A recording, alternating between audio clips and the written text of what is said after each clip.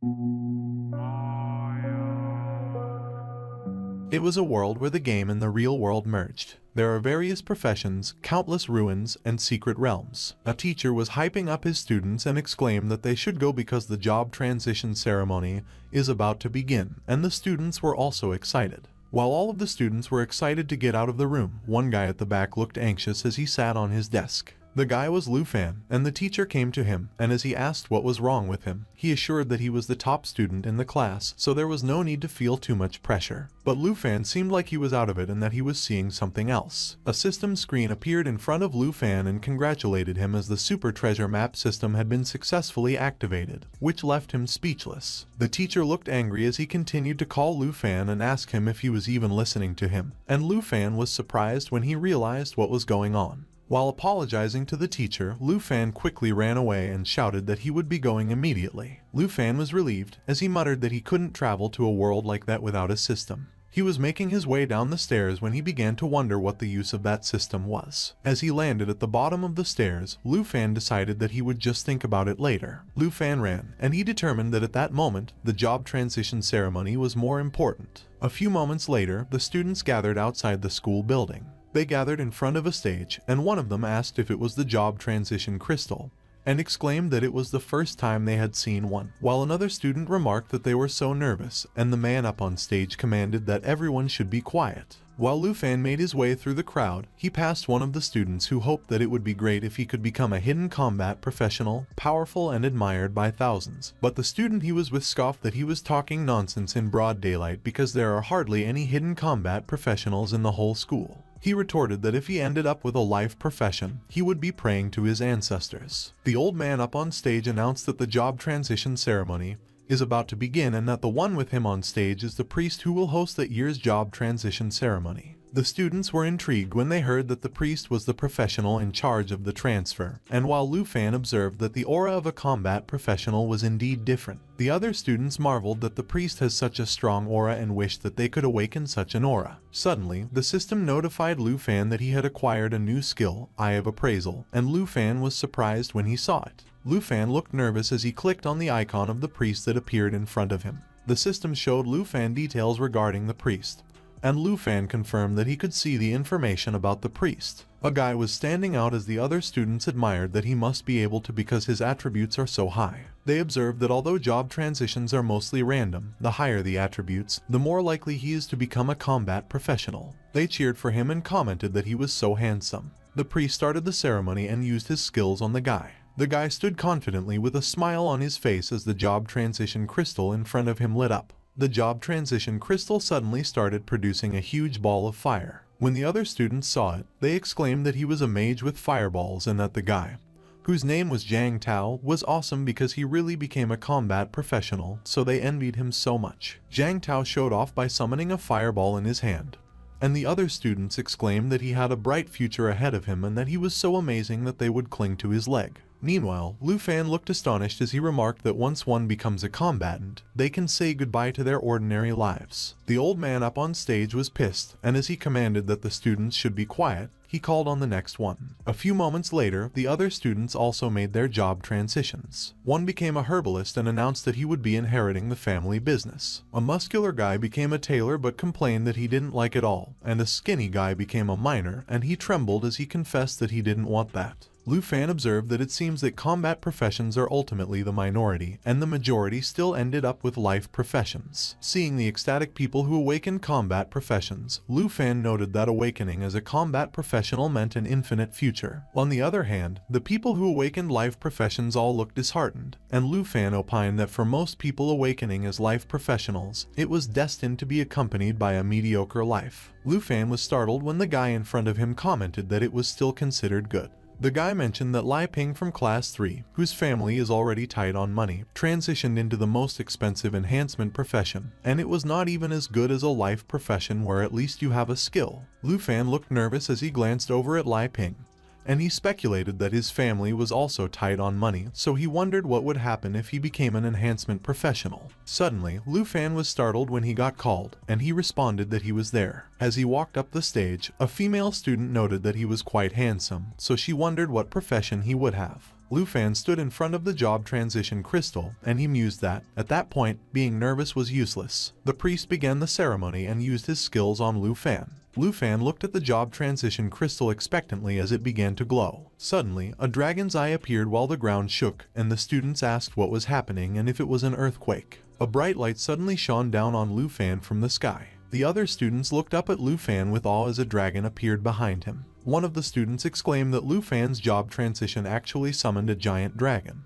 Another remarked that it was amazing as it is an extraordinary phenomenon that only occurs when a hidden profession appears, and when another student heard about the hidden profession, they inquired if it was real. Meanwhile, a female teacher called Mr. Lai, Lu Fan's teacher, and informed him that his class has produced the school's first hidden profession, which is unbelievable. Mr. Lai speculated that if Lu Fan transitions into the strongest hidden profession, like Dragon Blood Warrior or Dragon Language Mage, he could become the new powerhouse of the Dragon Kingdom and make history. The giant dragon roared mightily as it hovered above Lu Fan, and Mr. Lai commented that it has been 10 years since someone transitioned into a Dragon Blood Warrior, and the female teacher added that that person has already become the top expert in the Dragon Kingdom. Mr. Lai and everyone else looked at Lu Fan expectantly as he transitioned. On the other hand, the giant dragon roared loudly and was diving toward Lu Fan. A huge explosion suddenly occurred, which startled the other students and made them scream. Up on stage, Lu Fan was flinching and trying to protect himself from the explosion while the old man and the priest began approaching him. The old man quickly grabbed Lu Fan, and he asked him what his profession was, if he was a Dragon Blood Warrior or a Dragon Language Mage. But Lu Fan looked disappointed, and he bit his lip as he revealed that he was a Dragon Tamer. The old man, Mr. Lai, and the others were taken aback when they heard what Lu Fan disclosed. The old man could not believe it, and he remarked that it had such a grand scene. He couldn't contain his disappointment, and he demanded to know why it was the most useless and worthless profession, Dragon Tamer. After the job transition ceremony, Lu Fan was walking in the old town district of Zhonghai City while looking at his system screen. He was looking at the system screen intently and was not mentioning anything. Lu Fan was looking at his information on the system screen.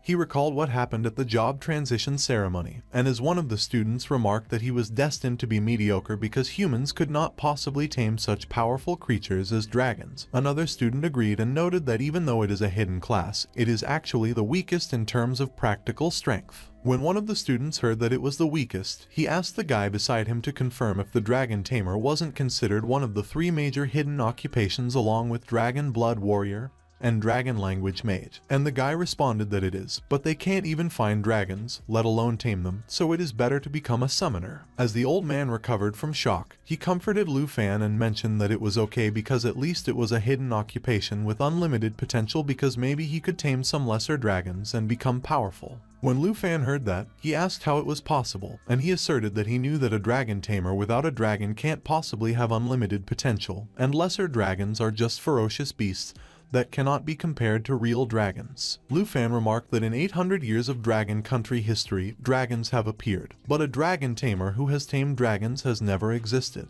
He noted that even the most powerful humans are like ants in front of giant dragons, so trying to tame a giant dragon is nothing more than a fool's dream. As he tried to swipe on the information on his system screen that was still hidden, Lu Fan remarked that, not to mention a dragon tamer without a dragon, they not only lack the ability to improve but they can't even unlock skills. Lu Fan looked so dejected as he observed that his auntie worked hard to put him through school, but he couldn't provide her with a better life. He was filled with sadness as he looked up. Lu Fan arrived at the bun shop, and he remarked that, unconsciously, he was already home. He let out a deep breath to prepare himself. With a huge smile on his face, Lu Fan came in, called his auntie, and announced that he was back. Han Ki, Lu Fan's auntie, is a chef. She has prepared a lot of meals, and she was glad when she saw Lu Fan come home. Lu Fan was flustered when Han Ki hugged him and exclaimed that he was back. She looked so excited as she dragged Lu Fan towards the table, and she remarked that it was his big day of job transition. As she sat at the table, Han Ki asked Lu Fan how it was and what profession he had become.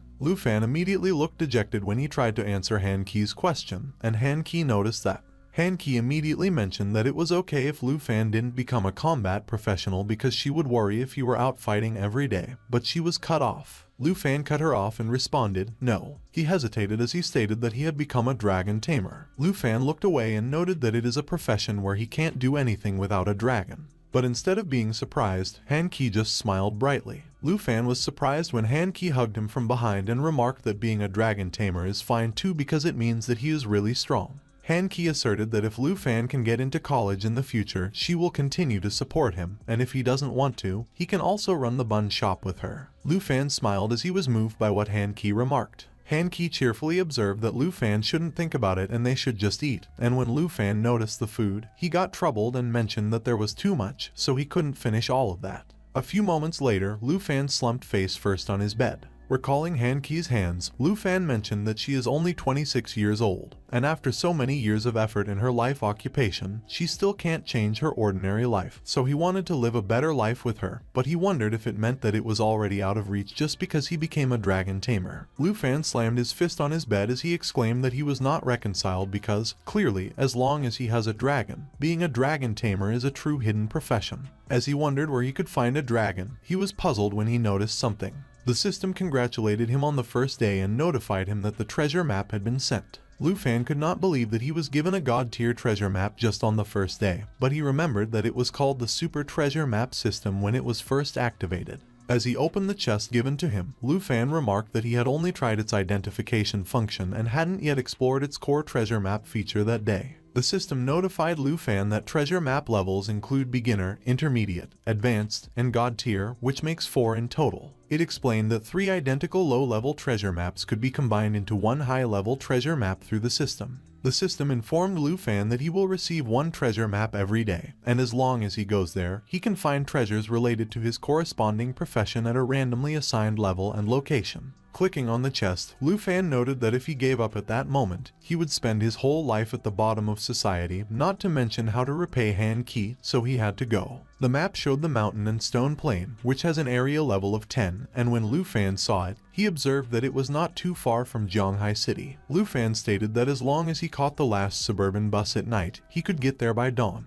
Dawn already came, and at the bun shop, Han Qi just woke up. Suddenly, she noticed a letter on the table. When she looked over Lu Fan's bedroom, she saw that he was not there, so she called for him. Meanwhile, a bus was traveling away from Zhonghai City and towards the mountains. Lu Fan was riding on that bus. He recalled that he wrote to Han Qi and informed her that he was going to Mountain Stone Plan, requesting that she don't worry about him. He added that it might be the chance to change the fate of the Dragon Tamer and that he would be fine. As Lu Fan got off the bus, he recalled that he asked Han Qi to wait for him to come back. Other people were following behind Lu Fan as he got off the bus. Lu Fan looked so determined as he remembered that he promised that he would make sure that they had a good life. Suddenly, Lu Fan became anxious when he realized that those people following him were trying to steal materials, but he remained silent as he muttered that committing murder and robbery was just a piece of cake for them. The 3 of them looked at Lu Fan menacingly, and one of them was laughing as he asked Lu Fan if he had made up his mind. Lu Fan was alarmed, and he quickly grabbed the dagger on his waist as he shouted that they had spotted him. The woman gave Lu Fan a flying kiss and bid goodbye as she and her companion walked away from him. Lu Fan cursed that they were despicable bastards. He muttered that even if it was dangerous in the wilderness, it was still much safer than being stabbed in the back by robbers, and he sighed and lamented that it was just as he thought, a life without strength is but a fleeting shadow, easily overtaken by the winds of fate. Looking at the system map, Lu Fan stated that he needed to set off quickly. A few moments later, there was something rustling behind the bushes. It was Lu Fan, and he peeked through the bush he was hiding in. He was observing a herd of level 8 power horn horses that were peacefully eating in front of him. Lu Fan noted that although those power horn horses don't actively attack humans, if they are disturbed, he will be no match for them as he is currently level 10. But has no skills. He looked away and decided that he should just forget it and just take a detour. Lu Fan started walking away. A few moments later, he looked so anxious as he walked through the grassy plains surrounded by horned creatures, and he remarked that although he had taken a longer route for safety reasons, it didn't feel safe at all. Lu Fan was surrounded by level 7 giant horn antelopes, and he mentioned that he should be getting close just a little longer. But suddenly, Lu Fan stepped on the frog that was on his way, and the frog croaked loudly due to pain. Lu Fan froze as all the giant horn antelopes around him immediately looked at him with gleaming eyes. One of the giant horn antelopes bellowed. Lu Fan quickly ran as the giant horn antelopes chased after him, and he cursed as he grumbled that he eventually succeeded in disturbing them. He decided to jump to his side and get out of the way. Lu Fan crashed on the ground, and he looked behind him nervously. He was surprised when he saw the ground destroyed and the frog's legs protruding out of it. Lu Fan commented that he couldn't even handle a timid giant horn antelope in his current state, so if he misses that opportunity, his fate will be like that frog. Suddenly, Lu Fan was surprised when the system notified him that he had arrived at the designated treasure map location. Lu Fan was ecstatic as he exclaimed that it was really the place. He rejoiced as he looked at the glowing rock in front of him, and he confirmed that it was indeed the location indicated by the treasure map clue. A few moments later, Lu Fan approached the rock, and after he looked around skeptically, he looked pleased to have found something. Lu Fan saw an egg, and he declared that it was the treasure that could change the fate of a dragon tamer, a dragon egg. It was a black dragon egg with an unknown level, and as it made a cracking sound, Lu Fan noted that it was hatching, so the dragon was about to be born. Suddenly, Lu Fan noticed some rustling behind him. He immediately pulled out his ordinary grade novice cleaver, and he remarked that so far, everything has gone smoothly along the way. Lu Fan swung his novice cleaver, and he observed that it seemed that he couldn't escape the nose of a wild beast. Seeing the howling monster that blocked his weapon, Lu Fan immediately recognized that it was a bloodthirsty gray fox. The bloodthirsty gray fox lunged forward while biting Lu Fan's weapon, and Lu Fan was struggling to push it away. Letting out a battle scream, Lu Fan managed to swing his weapon. He successfully pushed the bloodthirsty gray fox away, and it crashed on the ground. Lu Fan was catching his breath while he looked at the bloodthirsty gray fox's information on the system's screen. He saw that it has the skills Triple Claw Strike, which is a swift triple hit combo, and Bloodthirst Recovery, which recovers health based on the target's blood loss. And Lu Fan immediately realized that it could use a triple hit combo to make the target bleed and recover its health through Bloodthirst Recovery. Glancing at the cracking dragon egg behind him, Lu Fan cursed in his mind, and he muttered that he didn't have any skills to deal with the bloodthirsty gray fox. Lu Fan suggested that maybe he could stall until the dragon hatches and use dragon taming, but he was unaware that the bloodthirsty gray fox was already charging towards him. When he noticed it, Lu Fan used his arm to block its attack, and he exclaimed that it was too fast, so he couldn't stall until then. Lu Fan groaned in pain as the bloodthirsty gray fox clawed his arm. He mentioned that he couldn't let the bloodthirsty gray fox use Bloodthirst Recovery, so he has to deal with it when it prepares for the Triple Claw Strike. As Lu Fan blocked the bloodthirsty gray fox's first attack, he started the countdown. The bloodthirsty gray fox attacked Lu Fan ferociously, but Lu Fan still managed to block its second attack. Lu Fan barely managed to dodge the bloodthirsty gray fox's final attack. He declared that it was the time and prepared to attack. Lu Fan hit the bloodthirsty gray fox with all his might using his weapon, and blood spurted out of it as he thrust it into the ground. As Lu Fan pulled his weapon, the system notified him that he had defeated a bloodthirsty gray fox and had been rewarded with 120 XP. Lu Fan let out a sigh of relief, and he remarked that he got rid of it. But Lu Fan's eyes widened in surprise when someone suddenly laughed and commented that he really took the bloodthirsty gray fox down. It was the group of robbers from earlier, and the old man noted that it was impressive of him. Lu Fan asked them if they had been following him and reminded that he had already mentioned that he wouldn't join them. The woman reassured him that there was no need to be nervous, and she inquired to confirm if he had deceived them, and the old man agreed and noted that Lu Fan clearly mentioned that he was a summoner. Lu Fan gritted his teeth, and he was speechless when the old man asked him why he didn't use any skills when he got injured like that.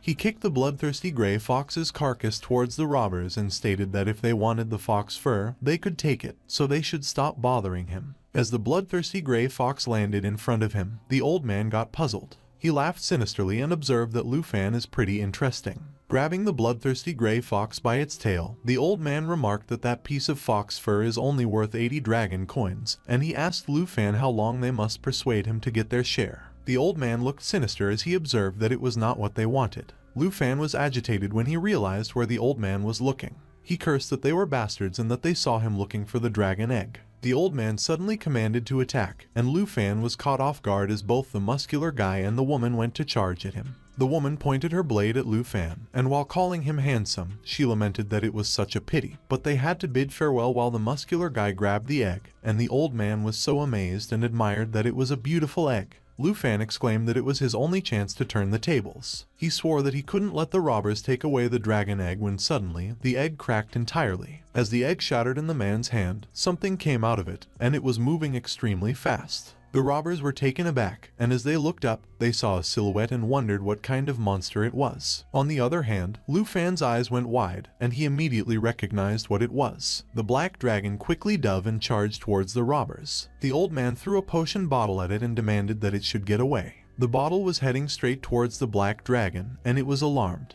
but it swiftly moved to the side and evaded the bottle gracefully. While the black dragon was moving sideways, the man prepared to attack it. But the black dragon roared ferociously. It released a strong aura that shredded the man into pieces. The old man was both confused and horrified when he saw the man's head fall to the ground while the rest of his body was still falling. When the old man saw that the black dragon was glaring at him, he exclaimed no and that it should stop. The old man quickly turned to the woman and urged that she should hurry and help him. Meanwhile, Lu Fan looked so surprised, and he exclaimed that he never imagined that even a newly hatched dragon could be so powerful, so it was no wonder that no one could tame the dragons. When the woman heard what Lu Fan exclaimed, she asked him what he just exclaimed and confirmed if it was actually a dragon egg, but she was cut off when someone screamed. The woman looked horrified when she saw blood splatters flying towards her. The black dragon was pulling out the eggshells stuck in its teeth, and while the old man was lying in the pool of his own blood in front of it, the black dragon perked up and stared at the woman. The woman trembled, and she looked horrified. Lu Fan quickly pushed her away, and as she groaned and fell to the ground, he declared that the dungeon robber's sense of smell was too dull. He stated that for attempting to steal the dragon that was rightfully his, it was the destiny they had chosen. The black dragon was alarmed when it saw Lu Fan running towards him. Lu Fan extended his hand and used his dragon taming technique. The black dragon was puzzled, and it was also blinded by the light that Lu Fan emitted. As the woman watched Lu Fan perform his dragon taming technique from behind, she asked him who he was. Lu Fan smirked as he asked the woman to confirm if she wanted to know who he was. He proclaimed that he was not just a summoner, he was a dragon tamer, and the black dragon let out a confused sound. The system notified Lu Fan that the Black Dragon Covenant had been established, and that the skills the Black Dragon had unlocked were Dragon Claw, Dragon Fang Strike, and Dragon's Inspiration. The woman looked so scared, and she was stuttering as she begged that Lu Fan should spare her, as she didn't know that it was a dragon egg. But Lu Fan called them despicable robbers and interrogated her about how many people they had schemed against. And as the woman tried to argue that she didn't, Lu Fan glowered at her and commanded that she should go join her comrades. The black dragon quickly charged towards the woman, and the woman tried to run away while she screamed not to do it. But blood splattered all over the place as her scream filled the area. A few moments later, the sun was coming up, and Lu Fan was sitting on the ground with the black dragon. Lu Fan let out a sigh and muttered that it was finally over while he was patching his wounds when he noticed the black dragon rummaging inside his bag. He picked the black dragon up, and he muttered that he couldn't believe it. The black dragon growled as Lu Fan raised him up in the air, which made Lu Fan laugh, and he muttered that he was way too lively. Imagining himself riding the grown-up dragon, Lu Fan remarked that he had truly crossed the gap between the weakest and the strongest. Lu Fan looked so excited as he observed that it was so powerful right after hatching that he couldn't even imagine how strong it would be after leveling up. He hugged the black dragon and stated that soon, the title of Dragon Tamer will no longer be called the weakest class. Lu Fan wondered what he should call the black dragon, and while he was deciding if it would be Little Coal Ball or Black Diamond, the black dragon was looking at his dressed wound intensely. As Lu Fan was about to decide what name he would go with, the black dragon started licking his wound, which startled him, and he questioned it to wait and see what it was doing. Suddenly, a red aura began to shroud the black dragon. The aura got so intense that Lu Fan got pushed away, and he screamed in pain. A humanoid face with horns suddenly emerged from the red aura that engulfed the black dragon. As the red aura started to dissipate, it revealed a red-haired lady with horns, a voluptuous chest, and behind. Lu Fan looked so surprised when he witnessed that the black dragon had transformed into a beautiful lady, and he couldn't help but ask what on earth was going on. Lu Fan asked the black dragon to confirm if she could also transform into human form. The black dragon nodded as a response, and Lu Fan checked his attributes on the system screen. While the black dragon looked around curiously, Lu Fan focused intently on his attributes, and he remarked that, as expected, taming the dragon race unlocked all skills. Lu Fan explained that Dragon's Inspiration could strengthen both himself and the dragon pet, and the 30% increase in all attributes and attack power already far surpassed the effects of a priest's buff, while Dragon Fang Strike was already a high damage attack, and Dragon Claw could transform his own arm to deliver the damage of the dragon pet.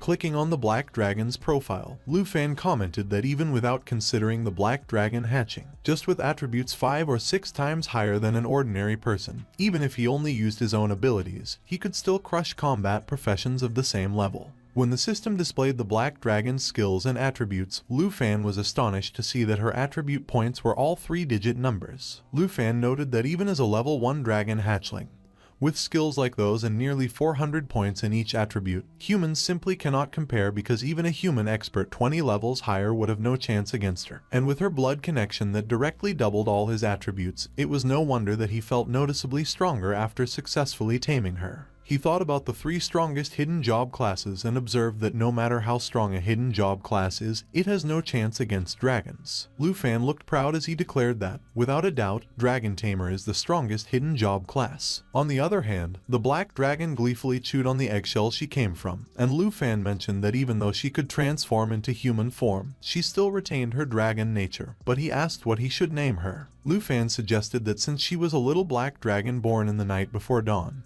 he could call her Xiao Ye, which made her howl excitedly, and Lu Fan acknowledged that it looked like she liked the name. He commented that the treasure hunt might be dangerous, but it was all worth it, and as he asked Xiao Ye if she was hungry, she howled in response. Lu Fan concluded that it was time to hunt some monsters to fill Xiao Ye's belly, and he confirmed that it was the right decision because they couldn't just go back like that at the moment. He mentioned that the trial to determine whether he could enter the university was approaching, and many of his classmates would focus on leveling up outside. Lu Fan remarked that the coveted South Province scholar reward and qualification for the Dragon Kingdom's top university were within reach, but even so, he couldn't afford to be careless, so leveling up and mastering skills were top priorities, and as he led the way, he suggested that they should go to the depths of the mountain. Xiao Ye excitedly followed and flew behind him. He noted that there were monsters there that were tastier than eggshells, which made Xiao Ye howl in excitement. Suddenly, they heard a roar and the 2 of them were startled, and they immediately looked in the direction where the sound was coming from. A group of monsters ran towards them, and as Lu Fan inquired what those were, he opened up the system screen. Lu Fan saw that they were plain hyenas, which were more dangerous and difficult to deal with than bloodthirsty gray foxes. However, that was for the oldham because even though he defeated a level 10 bloodthirsty gray fox before, he also sustained a lot of injuries. Suddenly, a strong gust of wind blew past Lu Fan. The strong gust of wind was created by Xiao Ye as she flew up into the sky. Lu Fan instructed that if Xiao Ye wanted to go, they should go. As the 2 of them charged forward, Lu Fan confirmed that currently, for the strongest dragon tamer and his dragon, the rocky plains posed no danger at all. Xiao Ye quickly flew above the plain hyenas. She took a deep breath and brewed flames in her stomach to prepare to launch an attack. Xiao Ye used her skill, Lava Flame, which enabled her to continuously spew flames forward, causing damage while healing herself. And as she eliminated a number of plain hyenas, the system notified Lu Fan that he and Xiao Ye earned 380 experience points for each of them. As Xiao Ye continued to eliminate more plain hyenas with her Lava Flame, she and Lu Fan kept gaining experience points, and as Lu Fan leveled up to level 2 and Xiao Ye leveled up to level 3, Lu Fan commented that it was not bad. But if they wanted to level up faster, they needed to hunt some elite monsters. Lu Fan called Xiao Ye and urged her to forget about those minions. He saw gleaming eyes in the darkness ahead, and he noted that there was a big guy waiting for them. Huge claws emerged from the darkness, and the monster growled as it came out. It was the level 25 Three-Skull Blood Lions, and Lu Fan identified it as a level 25 elite leader. Lu Fan mentioned that normally it would take a monster hunter team to dare to approach it, but he called Xiao Ye and urged that they should go, to which Xiao Ye howled in agreement. As Xiao Ye charged forward, the Three-Skull Blood Lions used its skill, Roar, which simultaneously emitted a massive gust of wind and increased its own defense and attack for a period of time. The Three-Skull Blood Lions began charging their skill, Triple Flame, which gathered burning breath into fireballs, inflicting 3 rounds of fire area damage and had a skill charging period. Lu Fan quickly moved. He instructed Xiao Ye to coordinate with him to interrupt the Three-Skull Blood Lion's skills, to which Xiao Ye agreed. Xiao Ye released her fiery aura and swirled it around her body. Meanwhile, Lu Fan crouched on the ground and prepared to attack. Lu Fan jumped into the sky while Xiao Ye turned into a huge whirlwind of fire behind him. As the whirlwind of fire started to take shape, Lu Fan commented that he would try something first. Xiao Ye used her skill, Dragon True Shape, and she roared fiercely as she emerged from her flames. She used her skill, Mighty Jaw Strike, which was a swift charge followed by a tearing bite, and inflicted continuous bleeding damage on the target, and it interrupted the Three-Skull Blood Lion's skill, Triple Flame. Lu Fan praised Xiao Ye and acknowledged that it was well done. He attacked the Three-Skull Blood Lions and used his skill, Dragon Fang Strike, which mobilized dragon energy and delivered a powerful blow with his current weapon. The Three-Skull Blood Lions helplessly crashed into the ground while Lu Fan jumped away. Seeing the three skull blood lions lying unconscious on the ground, filled with injuries, Lu Fan landed on the ground and declared that it was over while Xiao Ye came down with him. Lu Fan and Xiao Ye both earned 23,790 experience points, and Lu Fan leveled up to level 4, while Xiao Ye leveled up to level 9, and Lu Fan remarked that elite monsters really leveled up fast because just defeating one boosted them several levels. Suddenly, the treasure map system notified Lu Fan that it was triggered and that the treasure map for that day had been sent. Lu Fan noted that it was another treasure map and wondered what exclusive item for dragon tamers that one would lead to. He called Xiao Ye and urged that they should go treasure hunting, and in response, Xiao Ye howled with excitement. On the other hand, deep in the rocky plains, three people stood between the huge rocks. A young lady called her Uncle Ji, and as she observed that it was such a rare opportunity, she asked him if they should really let it slip away like that, but Sun Ji replied that there was nothing they could do about it. Sun Ji, a warrior, explained that the Chance Secret Realm required at least 5 people to activate, and they didn't have enough people to open it, but he suggested letting Kair return to Zhonghai City and bring more people back. But Kair, a rogue, cut Sun Ji off and refused because even with her agility, a round trip would take a whole day. The young lady, Qinqui, an unknown combat class, sighed as she remarked that the Chance Secret Realm that randomly appears has rewards higher than ordinary dungeons, but it only exists for 24 hours, so they definitely wouldn't make it in time. Sun Ji replied that Qinqui didn't need to worry so much because, with her strength, as long as she entered one of the top 10 academies, they would definitely provide her with opportunity, and Qinqui responded that she knew everything he mentioned.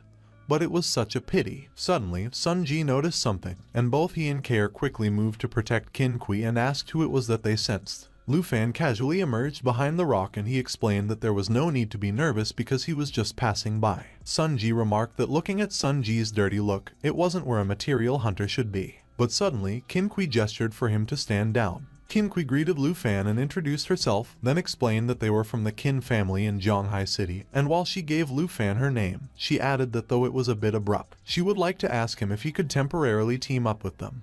But he didn't need to do anything but just enter the Fortune's secret realm with them, and after they succeeded, they would pay him a reward of 100,000 dragon coins. Lu Fan stopped in his tracks when he heard about the Fortune's secret realm. He inquired if they could confirm the 100,000 dragon coins, but in his mind, he thought that it was the Fortune's secret realm that even the richest family in Zhonghai City, the Qin family, wanted to go to, so the final rewards must be very rare. Qinqui confirmed and clarified that it was right and that they just needed to gather enough people to meet the requirements of the realm, so Lu Fan didn't need to do anything to get 100,000 dragon coins. As the portal opened, Sun Ji commented that that kind of opportunity didn't come by easily, so they should go and hurry up. Lu Fan stated that he was not very interested in money, but they could cooperate according to the rules. Everyone was surprised when they heard what Lu Fan proposed. Kair asked Lu Fan to confirm if he meant that he wanted to allocate the rewards in the secret realm based on performance, and Lu Fan confirmed that that was right. Qinqui remarked that their average level was around 20 and Lu Fan looked weaker than them, so she wondered if he was confident in himself or was just an arrogant guy.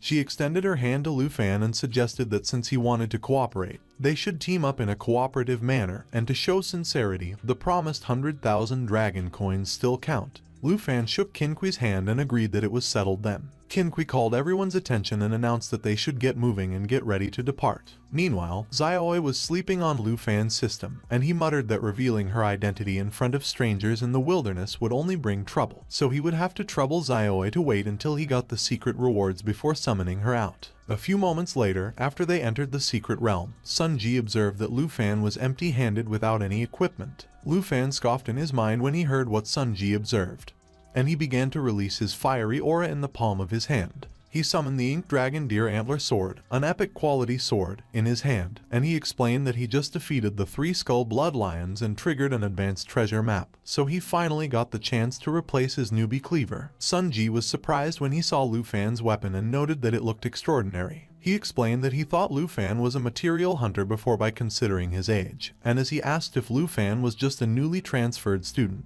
Kair chimed in, and as she asked Sun Ji what it mattered to him, she added that they were cooperating. But if Lu Fan had any ulterior motives, she would subdue him immediately. Sun Ji was startled when a hand emerged from the ground near him and he saw that it was a level 15 decaying zombie. More decaying zombies crawled out of the ground, and as Qinqui called Sun Ji, she warned him to be careful. Their other companion, Xiao Jia, a level 20 knight, quickly moved in front of Sun Ji with his shield and charged forward to deflect the decaying zombies. Sun Ji praised Xiao Ye and complimented that it was well done while Kair whipped out her crossbow and prepared to fight. Sun Ji was a level 28 warrior, while Kair was a level 23 rogue, and the two of them worked together to swiftly eliminate the decaying zombies in their way. Observing them, Lu Fan remarked that the team composition with a warrior, a rogue, and the knight guarding the teleportation gate was very reasonable, especially with Sun Ji, a level 28 warrior who was about to advance to the second class. On the other hand, Qin Kui raised her staff while she was chanting some spells and released a bright golden aura that surrounded her. Qin Kui used her skill, Holy Light Star Rain. The Holy Light Star Rain gathers energy and unleashes starlight rains down, dealing holy damage to enemies with range and providing equivalent healing to allies. Qin Kui explained that it was the characteristic of her class and that the hidden class Holy Light Mage could perform both attacks and healing. But of course, the current damage was lower than that of mages and the healing effect was not as effective as priests. She was talking to Lu Fan, who acknowledged that he understood, and as he saw that she was a level 13 Holy Light Mage, he mentioned that it was another hidden class, but her holy damage was very effective against zombies. Suddenly, the ground shook and the group was startled. Seeing the surge of decaying zombies walking towards him, Lu Fan exclaimed that an elite monster had been alerted, and judging by the sound, there were quite a few. Multiple level 20 bloodthirsty zombies suddenly emerged from the ground. When Sun Ji saw them, he stated that it was an elite monster. He called Kair and instructed that she should protect Qin Kui and Lu Fan while he called Xiao Ye and directed that he should come with him to hold the front line and let those rotting flesh break through to the front, to which Xiao Ye agreed. Xiao Ye used his shield as he guarded the front while Sun Ji was behind him, swinging his sword with all his might while jumping off the ground. Sun Ji used his skill, Full Moon Slash, and hit one of the bloodthirsty zombies with his sword. On the other hand, Xiao Ye lunged his sword onto the bloodthirsty zombie's chest. But as Xiao Ye tried to pull his sword, he was so surprised that he couldn't help but ask himself why he couldn't draw out the weapon. Upon closer look, the flesh of the bloodthirsty zombie was holding onto the blade of the sword. The bloodthirsty zombies used their skill, Corpse Poison, which could infect the target with any attack, causing continuous loss of life while healing itself. And as Xiao Ye wondered how that could be, Lu Fan recognized the corpse poison, which required a priest's purify to dispel, and Qin Kui, as a holy light mage, couldn't help him. Xiao Ye was in a panic when the bloodthirsty zombie's flesh started to grab his hand, and as he called Sun Ji, he asked him to help. Sun Ji also experienced the same thing with the bloodthirsty zombie he slashed, and as he abandoned his sword on the bloodthirsty zombie's body, he urged Xiao Ye to quickly release his weapon. As Sun Ji pushed Xiao Ye away from the bloodthirsty zombie, he called Kair and requested that she come to the front and cover him against the zombies. But Sun Ji was surprised when someone interjected that there was no need to trouble Kair. It was Lu Fan, and as he walked forward, he assured Sun Ji that he should let him handle it. The bloodthirsty zombie grew huge, and as it roared and charged towards Lu Fan, who stood in its way, Sun Ji tried to grab Lu Fan while he asked him if he was out of his mind and urged him to back off. But Lu Fan swung his sword, which was imbued with a fiery aura, at the bloodthirsty zombie and managed to cut its body. Sun Ji, Xiao Ye, and even Kair were astonished when they saw how Lu Fan continued to swing his sword and created multiple slashing attacks that eliminated the bloodthirsty zombies. Meanwhile, Qin Kui looked at Lu Fan with awe. A few moments later, Sun Ji was so taken aback that he was lost for words as he tried to talk to Lu Fan. Lu Fan managed to eliminate all the bloodthirsty zombies and retrieved Sun Ji's sword, and as he handed the sword back to Sun Ji, he stated that they shouldn't back down and that they had to keep moving forward. Qin Kui ran towards Xiao Ye and told him to hang in there and let her heal him, while Sun Ji looked astonished, and as he asked Lu Fan how high level he was exactly, he exclaimed that it was impossible for a newly transferred student to have such high attack power. Lu Fan replied that he was a level 14 student. There was no need for him to lie to Sun Ji about that, and he came to the stone plain for the great exam practice. When Qin Kui heard about the great exam practice, she remarked that Lu Fan was a student from the same year as her, while in her mind, she noted that a level 14 student actually had higher attack power than Sun Ji, who was level 28. Suddenly, another bloodthirsty zombie appeared beside Qin Kui, and as it roared loudly, she froze in place. Kair quickly moved to protect Qin Kui and warned her to watch out. But Kair was astonished when she saw that Lu Fan moved faster than her and was able to run past her. Lu Fan plunged his sword into the bloodthirsty zombie's chest, and it crashed towards the wall behind it. As he pulled his sword out, Lu Fan remarked that the level of zombies in the village would only get higher and higher. Lu Fan flicked his sword to get rid of the blood on it, and as he declared that he would fill the gap in the front row, he asked if everyone was okay with that. Everyone was speechless when they heard what Lu Fan remarked, and Qin Kui began to wonder if he could be the person recently rumored in Zhanghai City. Calling Lu Fan her classmate, Qin Kui said that she would count on him so he and Sun Ji would lead the team in the front while she would take care of Xiao Ye, and Kair would cover the rear because the Mystic Realm Guardian should be in the village. Lu Fan smiled at Qin Kui as he glanced over his shoulder, and he told her that she should just call him Lu Fan. He started walking forward and urged them to come on and go deeper. Sun Ji remained speechless, and while Kair was assisting Xiao Ye, who groaned in pain, Qin Kui stated that Lu Fan was the rumored hidden class dragon tamer that recently appeared. Qin Kui asserted that it was impossible because if it was Lu Fan, the dragon tamer would be the weakest class. A few moments later, as they traversed deeper into the secret realm, a bloodthirsty zombie crashed face first on the ground. The group reached the Mystic Realm village center and they were surrounded by zombies. Looking over at Xiao Jia's condition, Lu Fan commented that Qin Kui's profession could not remove the corpse poison from him, and the teleportation gate would only appear after defeating the Mystic Realm Guardian, so they had to hurry or Xiao Jia would die there as the corpse poison spread, and he might even turn into a zombie. Kair looked so worried as she pointed out that there was no trace of the Mystic Realm Guardian in the village, and it wasn't right. Meanwhile, Sun Ji already looked tired, and some zombies were already creeping in behind him. When Xiao Jia saw that, even though he was struggling, he called Sun Ji and warned him to watch out from behind. Xiao Jia suddenly collapsed on the ground, which startled and worried Sun Ji, and as the worried Qin Kui called Xiao Jia and urged him to hang in there, something glistened at the ruined building near them. Qin Kui and Sun Ji were alarmed when they noticed that the building turned into an iron-skinned zombie. Kair announced that the Mystic Realm Guardian had appeared. One of the zombies that merged with the iron-skinned zombie growled and muttered that there was fresh flesh. When Lu Fan saw that, he observed that Xiao Jia's corpse poison had worsened to the point where it could awaken iron-skinned zombies, so his guess could be correct, and he called everyone's attention and urged them to quickly defeat it because it might try to assimilate and absorb Xiao Jia. Sun Ji quickly reacted, and he attacked the iron-skinned zombie with his skill, Moonlight Slash. But to his surprise, his sword didn't do any damage, and the iron-skinned zombie was unscathed, so he asked how they could not even scratch it. Lu Fan also charged forward to attack, and he remarked that if the corpse poison kept attracting iron-skinned zombies, there was no time to let them slowly attack. He attacked the iron-skinned zombie's head with his sword, which was imbued with his fiery aura. But the iron-skinned zombie just growled and remained standing because it used its skill, Steel Skin, which made it enter an iron skin state that increased its defense and endurance by 40%.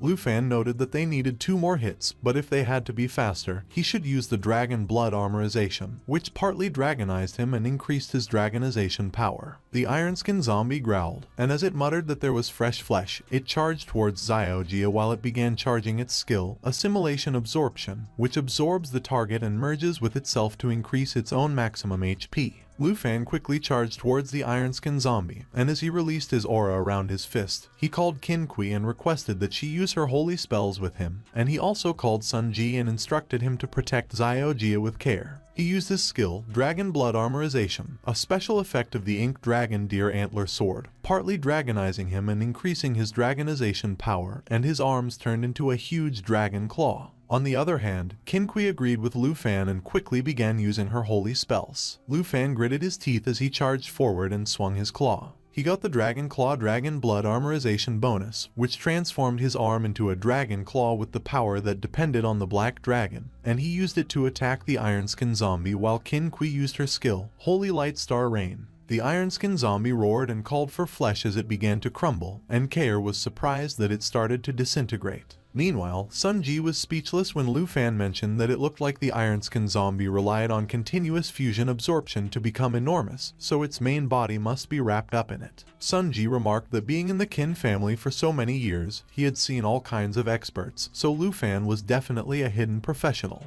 On the other hand, the iron-skinned zombie continued to crumble, and it revealed a smaller mouth near its eye. It was a smaller zombie and it worried about its flesh. Qin Kui noticed it, and as she commented that the main body appeared, Lu Fan quickly charged forward with his dragon claw. The iron-skinned zombie was alarmed when it saw Lu Fan jump in front of it while swinging his arm and shouted that it should take the attack. Lu Fan's dragon claw released a powerful aura, and as he demanded that the iron-skinned zombie kneel down, the iron-skinned zombie growled in pain. The iron-skinned zombie's main body got burned by the flames. As Lu Fan landed on the ground, a huge explosion occurred. Everyone was taken aback, and Kair was so surprised that he couldn't help but ask if the guardian of the hidden realm was defeated. Kinqui looked wary as she remarked that she had never seen such a powerful skill that easily took down a level 20 boss, and she wondered who exactly Lu Fan was. Suddenly, a level 20 Ironskin zombie treasure chest appeared. As Kinqui approached the chest, she called Lu Fan and informed him that they would abide by the arrangement and distribute according to the rules. She added that before, they weren't familiar with each other and underestimated him, so she requested that he forgive them because they were abrupt. Sun Ji commented that Lu Fan definitely had the ability to solo that hidden realm, so currently, it seemed like they were just tagging along, but Lu Fan replied that Sun Ji flattered him and that it was up to Kinqui to distribute.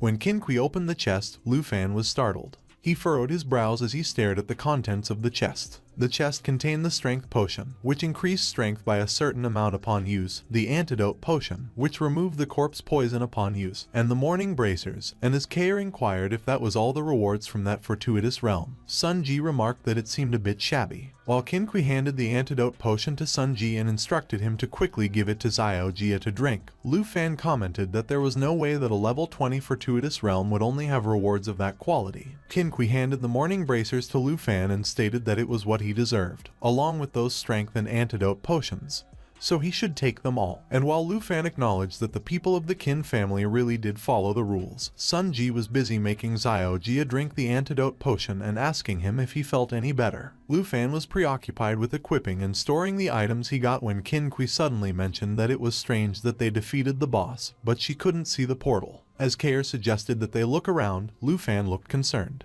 Lu Fan cautioned that they should wait and not wander around just yet. Seeing the system screen, Lu Fan noticed that the realm was still in progress, and he immediately announced that the Ironskin zombie wasn't the final boss. Sun Ji asked Lu Fan why he concluded that and if he had a new discovery. Suddenly, Kinqui looked troubled as she called Sun Ji, and she informed him that as a Hall Light Mage, she could indeed sense a dark presence. She was facing the village of Grief Lakeside, and as she sensed the dark fog in front of her, she indicated that it was nearby. Sun Ji approached the lake and remarked that if Kinqui said so, the real boss must be nearby. Unaware of the huge, dark figure lurking underneath the waters, Sun Ji observed that the realm wasn't big, so they might have missed something when they first entered the village. Suddenly, the tentacles of the dark figure in the water had multiple eyes open in them. Lu Fan seemed to have sensed its awakening, and he alerted everyone that it was coming. Everyone was alarmed when huge, tentacle-like hands filled with eyes emerged from the waters, and everything about it, from its name to its level, was unknown. Sun Ji confirmed that Lu Fan was right and that it should be the final boss. He quickly protected the front lines as the monster attacked, and he advised everyone to be careful and take cover behind the barricade. Sun Ji groaned as he blocked the monster's huge hands. But those hands were so powerful that Sun Ji was sent flying by the impact, and everyone got worried about him. Kinqui was alarmed when she felt the presence of the monster behind her. She was caught off guard, and the monster's huge hands were about to attack her. Kinqui was so terrified that she was only able to raise her staff to protect herself and close her eyes. Suddenly, someone ran really fast. Kinqui's group was horrified when they saw the monster's arms wrap around her. But Lu Fan managed to swoop in to carry Kinqui in his arms and save her, which flustered her. Lu Fan's movement was so abrupt that he landed on the ground badly and skidded on it. Kinqui's group quickly ran towards her and asked if she was okay. Suddenly, Kair froze in terror, and she was alarmed when she felt the ominous figure behind her. The huge monster continued to get out of the water, and they all looked so tiny in comparison to it. As the huge monster walked on land, it was revealed that there was a chained woman in its body. It was a level 25 grieving specter, which was a boss with hard difficulty. Kair claimed that it was the real boss. Sun Ji instructed Xiao Jia to come behind him as he would hold the boss back, but Xiao Jia insisted that he could still fight and he would help block the boss too. Sun Ji yelled at Xiao Jia and argued that he shouldn't be stubborn just after recovering. He stated that he would leave the attacks to Lu Fan, and Lu Fan quickly charged forward. Lu Fan declared that Sun Ji and Xiao Jia were holding on, so he would have to deal with the boss, and as long as the boss was still a zombie, there was only one way. He asserted that he should kill its main body. The grieving specter suddenly screeched. She used her skill, Corpse Kai Envelopment, in which she constantly emitted Corpse Kai and reduced all attributes of the creatures in the realm by 20%.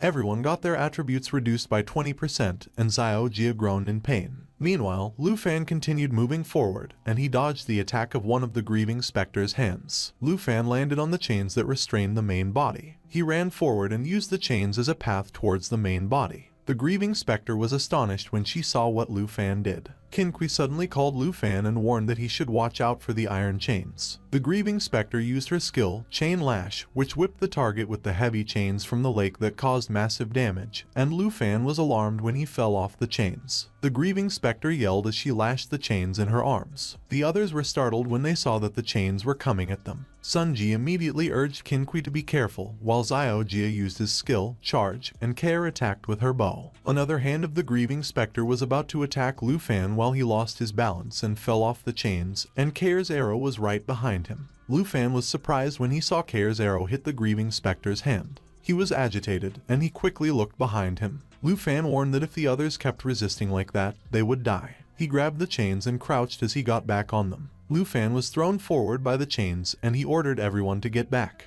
He used his skill, Dragon Fang Strike, which mobilized Dragon Kai to unleash a powerful strike with the current weapon. The grieving specter screamed in pain after she received Lu Fan's attack. She used her skill, Chain Lash, again. Lu Fan maneuvered himself in the air to quickly avoid the chains that were chaotically moving around him. He used his skill, Dragon Blood Armor Transformation. That had the special effect of the Ink Dragon Scale Sword and caused partial dragonization of the user, increasing his dragon power. Lu Fan used his skill, Dragon Claw, which had the Dragon Blood Armor Transformation bonus of transforming the arm into a dragon claw, and its power depended on the Black Dragon. Everyone was astonished when they saw how the chains that Lu Fan broke fell into the ground. Sun Ji exclaimed that they couldn't handle the boss, so they should retreat in the meantime, and Qin agreed that they were not a match for the boss, so if Lu Fan continued delaying them, they would all be in danger. Lu Fan called Sun Ji and instructed him to take care and lead the others back into the village as the zombies had already been cleared out there, which made Qin ask him what about him. Lu Fan asserted that he would cover the rear, so they should all retreat quickly. Care called Qin and urged that they should hurry, while Qin lamented that they could only rely on Lu Fan, and that they were completely useless. On the other hand, Lu Fan remarked that even without the debuff reducing all attributes by 20%, they wouldn't be of much help anyway, and since everyone knew that well, he should let the ones who could really cooperate with him handle the boss. The grieving specter screamed at Lu Fan. Meanwhile, Lu Fan summoned a portal. Lu Fan announced that Xiao Ye could already come out and move around. Xiao Ye came out in her dragon form, and she roared and bit the grieving specter's hand as soon as she came out of the portal.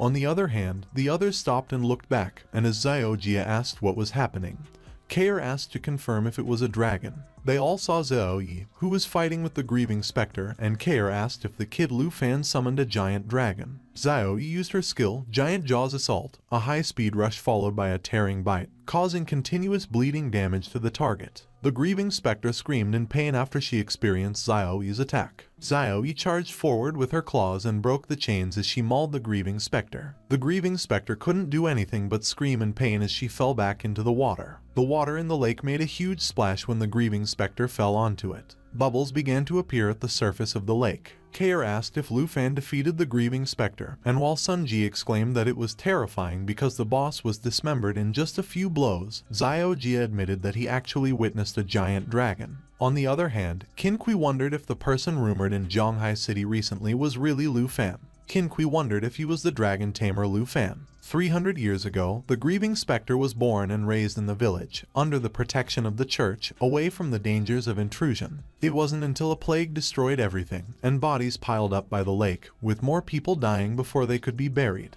The grieving specter desperately wanted to save everyone, but she ended up becoming a dark witch. She couldn't heal the dying patients, and she could only summon spirits to allow the living to say goodbye. But the church that once sheltered them claimed that it was the grieving specter who brought the plague. The priest insisted that they should lock her up with iron chains, and as they cursed her and demanded why she wanted to harm the village, the grieving specter wondered why they were all treating her like that when it was she who allowed them to say their last goodbyes to their families. The grieving specter declared that she just wanted to save everyone, even if all she could do was help them say goodbye. She protested that she hadn't done anything wrong and questioned why they did such a thing. Back in the present, the others asked how Lu Fan could summon a dragon, and one of them remarked that they could already leave the secret realm. But Lu Fan argued that if the portal hadn't appeared, the boss wasn't dead yet, so it was too early to leave. The grieving specter began to resurface in the water, and she kept wondering why. The water on the lake burst out as the grieving specter emerged. She screamed in anguish, and the water swirled around her.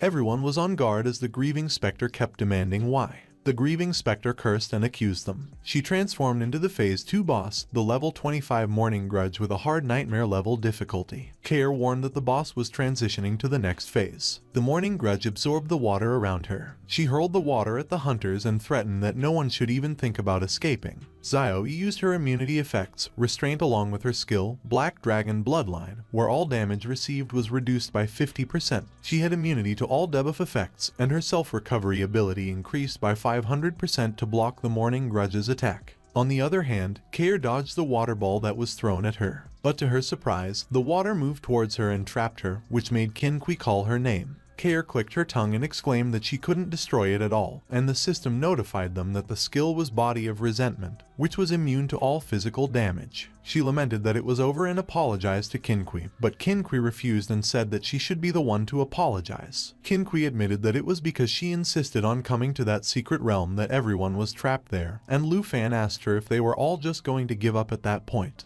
Qinqi argued that she was the only one capable of magical attacks, but she didn't have much damage at her level, and as Sun Ji observed that the boss was immune to all physical damage, so they couldn't even protect themselves in that situation. He asked Lu Fan if he still had magic attacks. The morning grudge used her skill, Lamentation Impact, which released a curse of resentment and had a low chance to cause instant death to the target. But if instant death was not triggered, it inflicted a large amount of damage and added effects such as corpse poison, bleeding, and stun. Lu Fan admitted that he couldn't use magic attacks. He received immunity effect to instant death, corpse poison, bleeding, and stun as Xiao Ye triggered her skill Black Dragon Bloodline. Lu Fan stated that his dragon pet could use magic attacks. Care identified it as the dragon Tamer, but noted that the level difference was significant. The morning grudge cursed and repeatedly denied responsibility. Lu Fan reassured them that the attributes of a dragon couldn't be compared to humans. The morning grudge attacked again using her skill, Lamentation Impact, and she asserted that it was them who were to blame. Xiao Ye triggered her skill, Black Dragon Bloodline, to block the morning grudge's attack and trigger the immunity effects for the debuffs. Lu Fan called Xiao Ye and used his skill, Dragon Inspiration,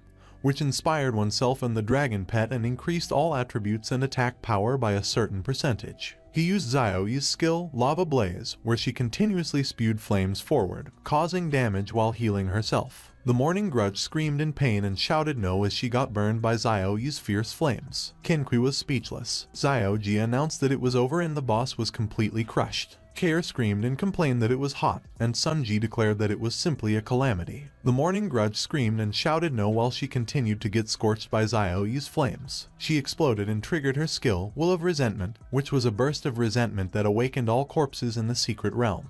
The morning grudge released purple smoke while she slowly disappeared into the fire. As the smoke dissipated, a chest was revealed. Xiao Ye transformed into her humanoid form as the system notified Lu Fan that her level increased, and Lu Fan praised her while the system notified him that his level increased to 5. Sun Ji remarked that it was over as he saw the portal, and while Xiao Ye coughed and pointed out that it was finally there while complaining about the smoke, Qinqi asked Care if she was okay. Suddenly, Sun Ji and Xiao Ye were startled when they heard the sound of the corpses. They immediately shouted that the zombies in the village were resurrected. Suddenly, Xiao Ye appeared, and Sun Ji asked what it was. Xiao Ye used her skill, Lava Blaze, and the corpses screamed in pain as they got burned. Sun Ji asked if Xiao Ye was the giant dragon, and Qinqi confirmed that Xiao Ye effortlessly killed the zombies they struggled to kill before. Lu Fan stated that Xiao Ye was the black dragon, and she dealt with those minions like playing.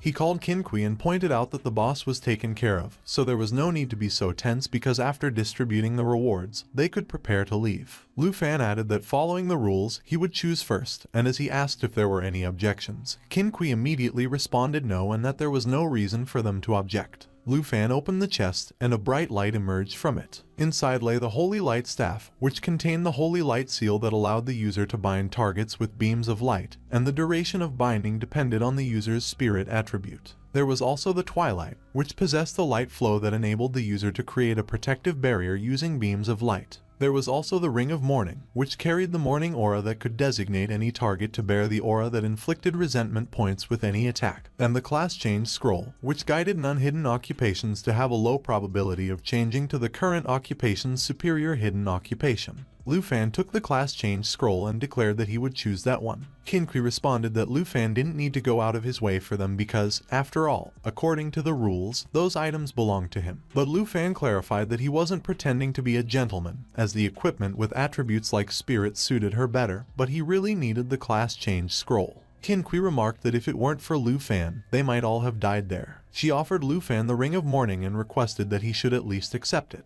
Lu Fan accepted the ring and replied that he wouldn't be polite then. Sun Ji called Qin and urged that they should get ready to go back, while Qin wondered what else Lu Fan was hiding and observed that he was really hard to figure out. 4 hours later, in the evening, at the bun shop in Zhonghai City, Han Qi hugged Lu Fan and exclaimed that it was too dangerous, and just listening to his story made her shudder as he had encountered so many dangers in those past few days. Lu Fan asked her what was wrong and urged that she should let go of him because he had been out in the wild for days, so his clothes were dirty. Han Qi sobbed and insisted that Lu Fan was not dirty at all. She explained that he left without a word, and she hadn't slept for several nights as she was afraid that it might all be a dream and that when she woke up, he still wouldn't be back. Lu Fan apologized to Han Qi for going outside the city without discussing it with her and promised that she shouldn't worry because he wouldn't make her worry anymore. He said alright and urged Han Qi to stop crying, and Han Qi agreed. Han Qi turned to Xiao Ye and admitted that she was startled when she first saw her because a cute girl like her turned out to be an incredibly powerful dragon, and Xiao Ye roared in response. Han Qi commented that Xiao Ye probably hadn't eaten well in those past few days and asked if she was hungry, and as Xiao Ye nodded, Lu Fan called Han Qi as he handed her the class change scroll and explained that it was a reward he specifically selected for her for completing the dungeon. Lu Fan assured Han Qi that if she changed into a hidden occupation, she wouldn't have to keep guarding the bun shop anymore, but Han Qi declined, explaining that it was too valuable, so she couldn't accept it, and she suggested that they just sell it, as Lu Fan explained that he left the weapon and equipment to Qin, so if they sold that scroll, they could buy 2 pieces of equipment for him so he could perform better in the big exam.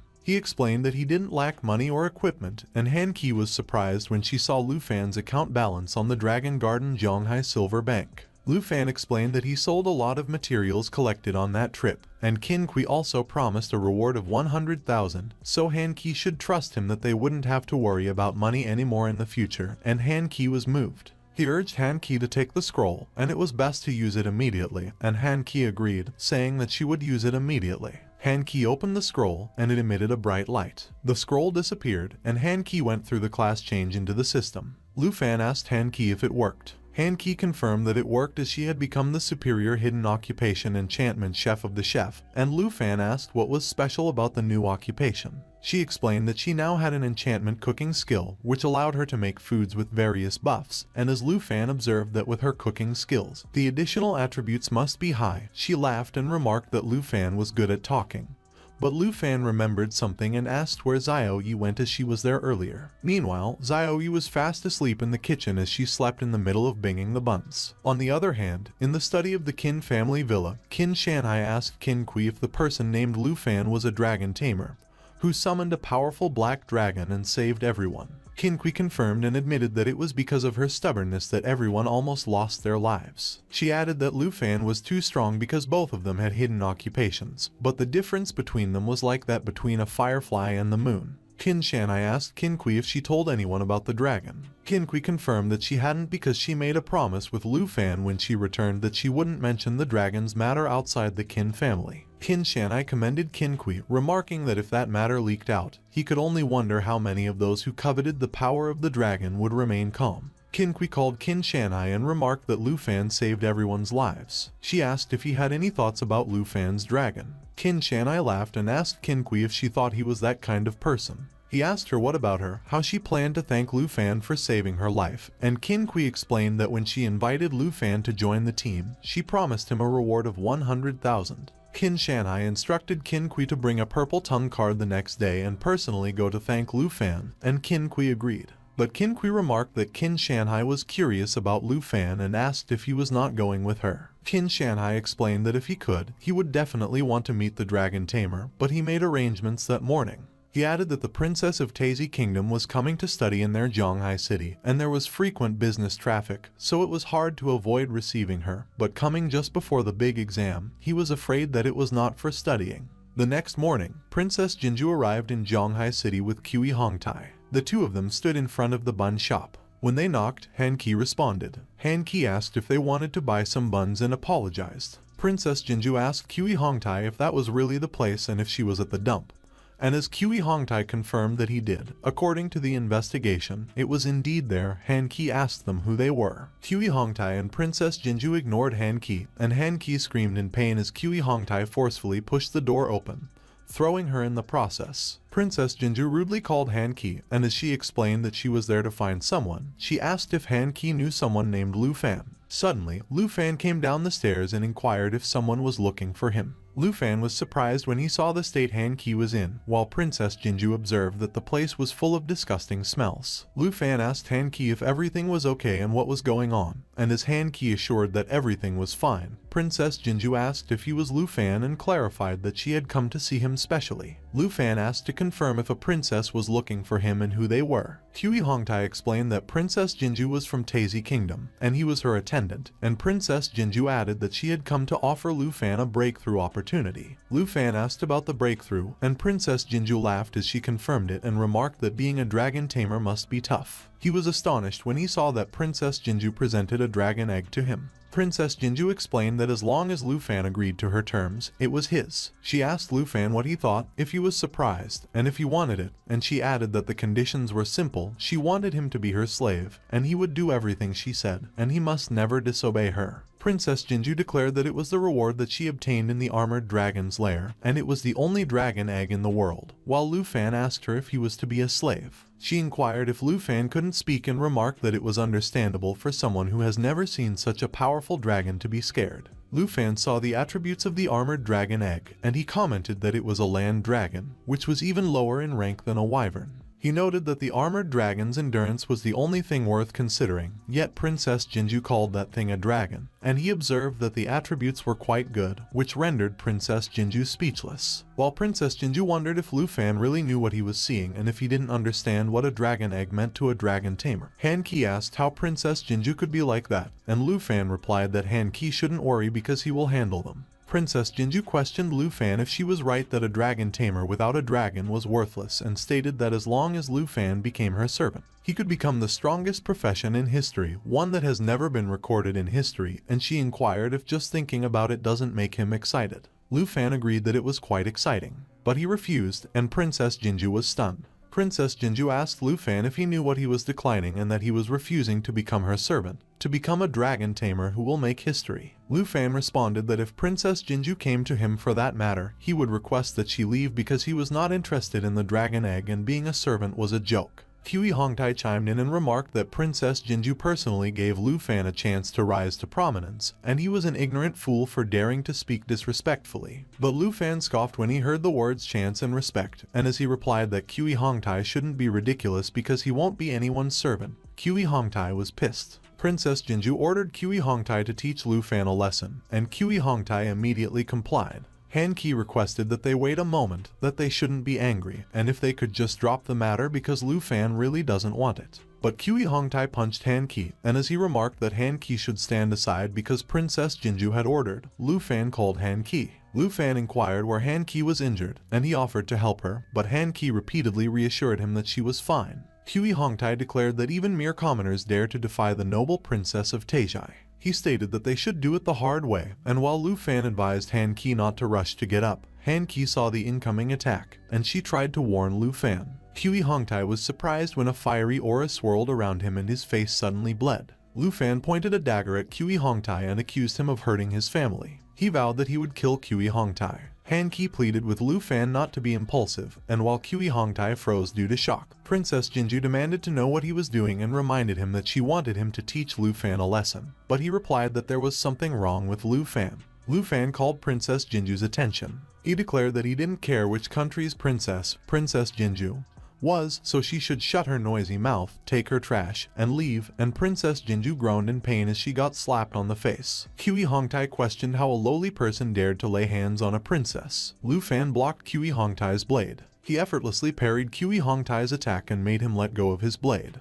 Kui Hongtai quickly went to Princess Jinju and asked if she was okay. Princess Jinju suddenly slapped Kui Hongtai. She berated him for being useless trash and asked if she looked okay to him. Princess Jinju demanded that Kui Hongtai go and kill Lu Fan for her because even if they can't find another dragon tamer, she wants him dead, and Kui Hongtai agreed. On the other hand, Xiao Ye woke up to the sound of Lu Fan's phone ringing when Qin Kui called. Qin Kui remarked that it was strange that no one answered the phone and that it was the numbers they exchanged when they went back to the city, so she wondered if she remembered it wrong. She began looking for Lu Fan's house. Suddenly, a huge explosion appeared right in front of Qin Kui. One of the bystanders asked if someone was fighting and where they were, and as Kui Hongtai groaned in pain as he got pushed out of the shop, another bystander commented that there was a foreigner causing trouble. Princess Jinju demanded to know what the lowly people were looking at and ordered them to hurry up and get out of there. Kui Hongtai observed that Lu Fan's attributes were not low and that he was incompetent, and Princess Jinju criticized him for being useless because he fought with a dragon tamer like that. Princess Jinju offered to help Kui Hongtai out. She began casting a spell and released her dark aura. Lu Fan noted that the spell was like an extreme opposite of Qin Kui's, and it seemed that Princess Jinju was also a hidden class. Suddenly, Qin Kui asked Lu Fan what was going on, and Lu Fan inquired why she was there. Qin Kui and Lu Fan were both alarmed when they saw the dark aura affect Kui Hongtai. Kui Hongtai released a strong gust of wind that affected both Qin Kui and Lu Fan. Kui Hongtai was a combat class 30 Guardian Knight 2, while Princess Jinju was a hidden combat class Advanced Spiritual Witch. Lu Fan commented that Kui Hongtai turned into a monster, and Qin Kui immediately called Lu Fan and offered to help him. Kui Hongtai laughed maniacally as he galloped forward, while Lu Fan warned Qin Kui to stay away, and requested that she take care of Han Qi for him as she is in the shop. Kui Hongtai demanded that Lu Fan should die. Lu Fan observed that Kui Hongtai's attack power has become so high that it looks like he will have to use Dragon's inspiration with Dragon Claw. Meanwhile, Princess Jinju agreed and affirmed that was it. She ordered Kui Hongtai to kill Lu Fan to relieve her anger. Kui Hongtai stated that he was with Princess Jinju's augmentation when Xiao Ye suddenly came out of the shop. Lu Fan called Xiao Ye, and Kui Hongtai was taken aback. He remarked that things worked perfectly. On the other hand, Princess Jinju was terrified, as she wondered if it could be that Xiao Ye was a real dragon. Lu Fan declared that it was his turn to take action. Xiao Ye roared ferociously and both Princess Jinju and Kui Hongtai were petrified.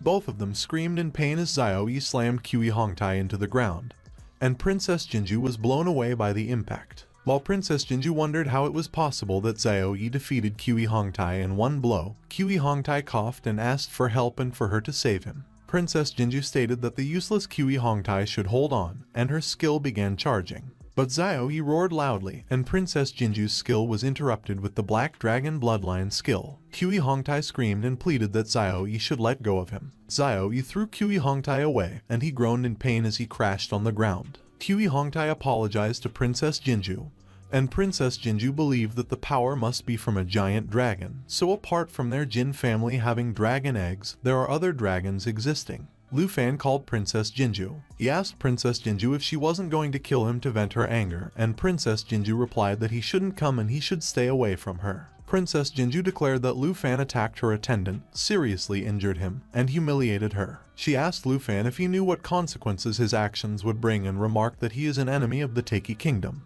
But Lu Fan just laughed, and he asked Princess Jinju if she was trying to scare him. He asserted that Princess Jinju sent her man to harm his family, and Princess Jinju asked him what he wanted to do. Lu Fan cautioned that Princess Jinju shouldn't say that she is some kind of princess from the Taiki Kingdom, and Xiao Ye began charging her skill. Lu Fan insisted that it didn't matter even if Princess Jinju was a god. He vowed that he would repay what she did with interest. Qin Shanhai suddenly called Lu Fan. He demanded that Lu Fan should stop. Qin Kui called Qin Shanhai and warned that it was dangerous. She explained that Xiao Ye doesn't want it. Lu Fan urged that Xiao Ye should stop it. He cut Princess Jinju's staff and she flinched. On the other hand, Xiao Ye closed her mouth to disperse her fireball and let Qin Shanhai through. Qin Shanhai landed on the ground and hopped off his griffin. He mentioned that there are many residents around, so Lu Fan should hurry up and take his giant dragon back, and he considered that true dragons are indeed different from subtypes because he could feel such pressure just by being close. Qin Kui called Lu Fan and advised that he should just do as her dad says, and she requested that he believe in them.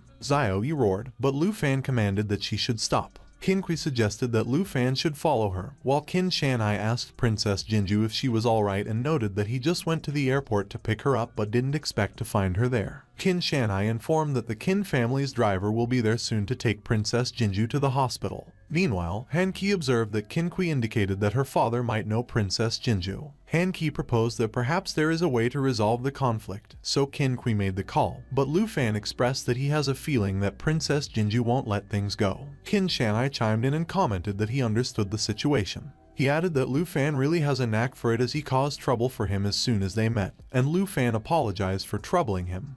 But he responded that the situation can't be blamed on him. Han Ki asked Qin Shanhai how the incident with Lu Fan would be handled, and Qin Shanhai answered that Princess Jinju and Kui Hongtai have been sent to the hospital, so they need to give the Jin family an explanation after all. Qin Shanhai pointed out that the Jin family not only engages in business but also has considerable influence in the upper echelons of the Taiki kingdom, and Han Ki voiced that given the opponent's background and the fact that Lu Fan actually struck them, she fears that Lu Fan may face punishment. Lu Fan pronounced that even if Princess Jinju has immense power, he doesn't care because he won't compromise his dignity for a dragon egg. Qin Shanhai laughed when he heard Lu Fan talk about integrity, and he acknowledged that he did well as he admired it, so Lu Fan shouldn't need to worry too much as he has a way to ensure his safety. But he admitted that he can't do it alone, so he has a condition. Lu Fan asked what the condition was. Qin Shanhai offered that if Lu Fan achieves South Province champion in the Grand Exam, he will do his best to delay Princess Jinju until he finishes the Grand Exam. Qin Kui mused that it won't be easy because there are countless top students in the entire South Province. Qin Shanhai reiterated that only if Lu Fan could surpass them and become the champion could he help him.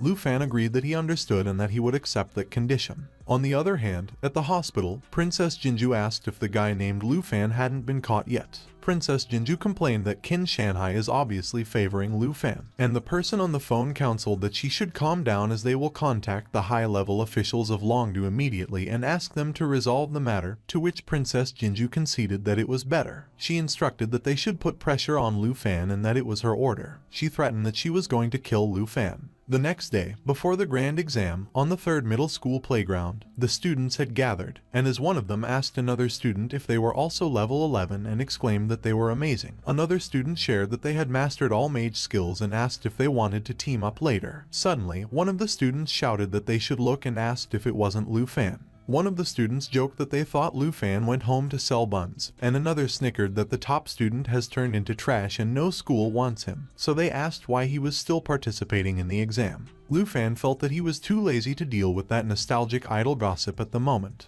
Old Bai called the students' attention and requested that they quiet down. He proclaimed that he announced that the South Province Grand Exam was about to begin. Lu Fan believed that after self-upgrading to level 15, the treasure maps received every day have not been used yet, and it was a pity that they are all intermediate. He considered that if those three were combined into a high-level treasure map, it should be able to prepare him for the big exam when Mr. Lai suddenly called him and asked if he was also participating in the big exam. Lu Fan replied yes and that he must participate. He mentioned that also improved his strength in the past few days, to which Mr. Lai responded that it was good, and as he added that Lu Fan must work hard, he gave him his teleportation stone. Mr. Lai stated that the teachers believe in Lu Fan's fighting spirit, which may not be worse than that of other professionals. He remarked that the importance of the profession is too great, and although it's an exam, any mistake could lead to injury or even death, so Lu Fan should try to team up with classmates for the trial. And if it is not working out, Lu Fan should use the teleportation stone to exit,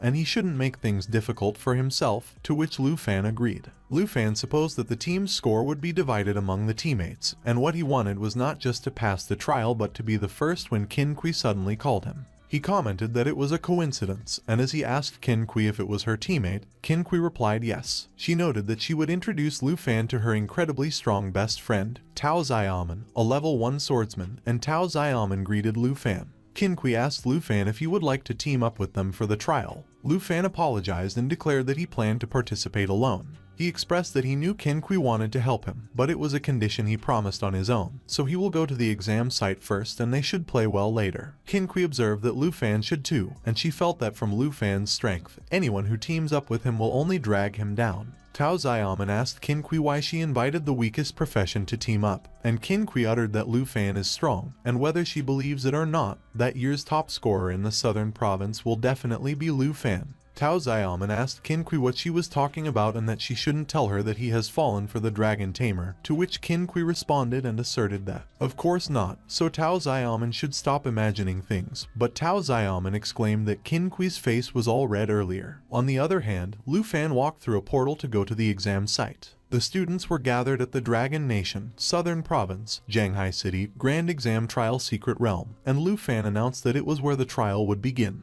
Old Bai called the students' attention and explained that the portals in the sky are divided into 4 levels: normal, hard, fear, and nightmare, and when it opens, selected candidates of that level could enter the Heavenly Tower using a teleportation stone. He continued that the Heavenly Tower at the normal level, which has a score multiplier of 0.9, is all projections and won't cause fatal injuries, but from the hard level onwards, they are all real monsters. He added that when they use a teleportation stone to exit, their score could be retained. The hard difficulty has a score multiplier of 1, and the students expressed that it seemed like everyone defaults to that difficulty level and going any higher would be suicidal because only the hidden professions would dare. Old Bai warned that the monsters at the fear level, which has a score multiplier of 3, are more ferocious, so it is not recommended for solo challenges, and they shouldn't think about teammates sharing scores because life is more important. But Hongwu began laughing.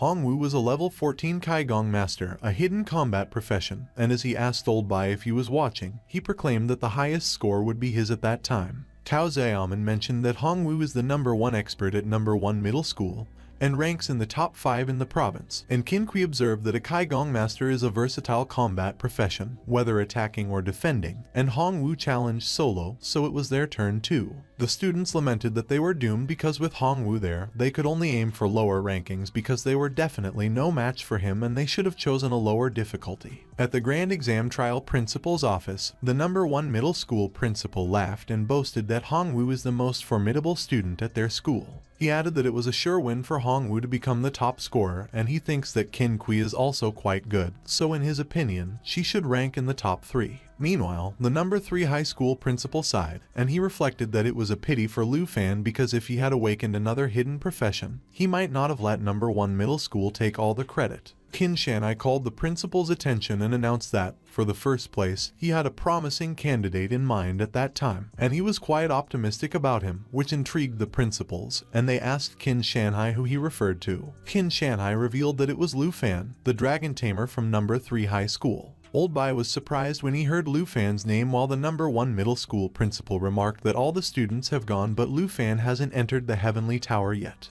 He asked if Lu Fan gave up on the exam, and he laughed and added that Qin Shanhai shouldn't joke around because there was nothing they could expect from a dragon tamer. The #1 middle school principal pointed out that they should look at their Hongwu as he was already on the 4th floor, ranking 1st. Old Bai informed that Lu Fan was not giving up. He waited for the last difficulty level's portal. The principals asked if Lu Fan was choosing the Nightmare Trial, which has a score multiplier of 9.9, and they cautioned that the Nightmare Trial was one way, so Lu Fan was too overconfident. They asked if Lu Fan was crazy and insisted that a dragon tamer will die in that, so Old Bai should stop Lu Fan immediately. Old Bai called Lu Fan and warned that no one who has challenged the Nightmare Trial has come back intact. But before Old Bai could finish what he said, Lu Fan entered the portal in the sky. Old Bai recounted that the last person who challenged the Nightmare Trial was 8 years ago, and he was eaten by ferocious beasts. It was a miserable death. The #1 middle school principal exclaimed that it was absurd, and he asked if Old Bai's #3 high school folks haven't ever been educated on the rules of the grand exam.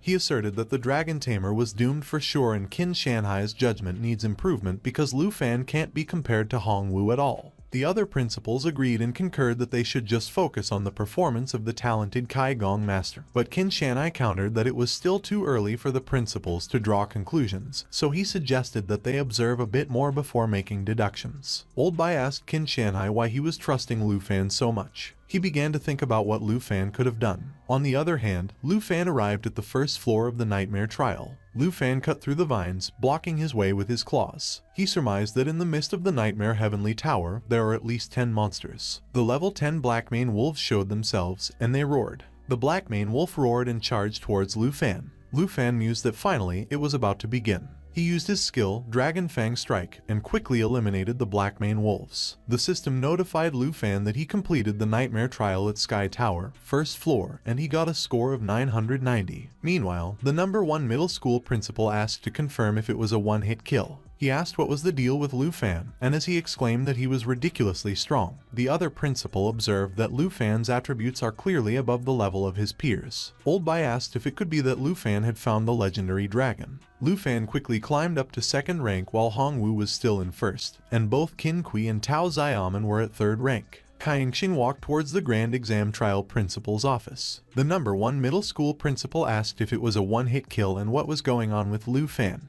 Xiao suddenly barged into the office and excused himself. He introduced himself as the special envoy from Longdu and announced that he was there to disturb the principals to bring someone back to Longdu for investigation. Xiao was a level 57 swordsman, and he asked where the dragon tamer Lu Fan was. On the other hand, Lu Fan cut the vines at the nightmare trial. Lu Fan remarked that he found it, and it was right there when the system notified him that the location of the treasure map had been reached. He recalled that the high-level treasure map synthesized before entering the trial's secret realm, actually on the first floor of the Sky Tower. Lu Fan reached out to grab the treasure. The system notified him that he obtained the skill book, Growth Acceleration. Lu Fan considered that Growth Acceleration was perfect for Xiao Ye. He realized that when leaving the Village of Grief, he felt that Xiao Ye leveled up too slowly, which is why that passive skill was a godsend.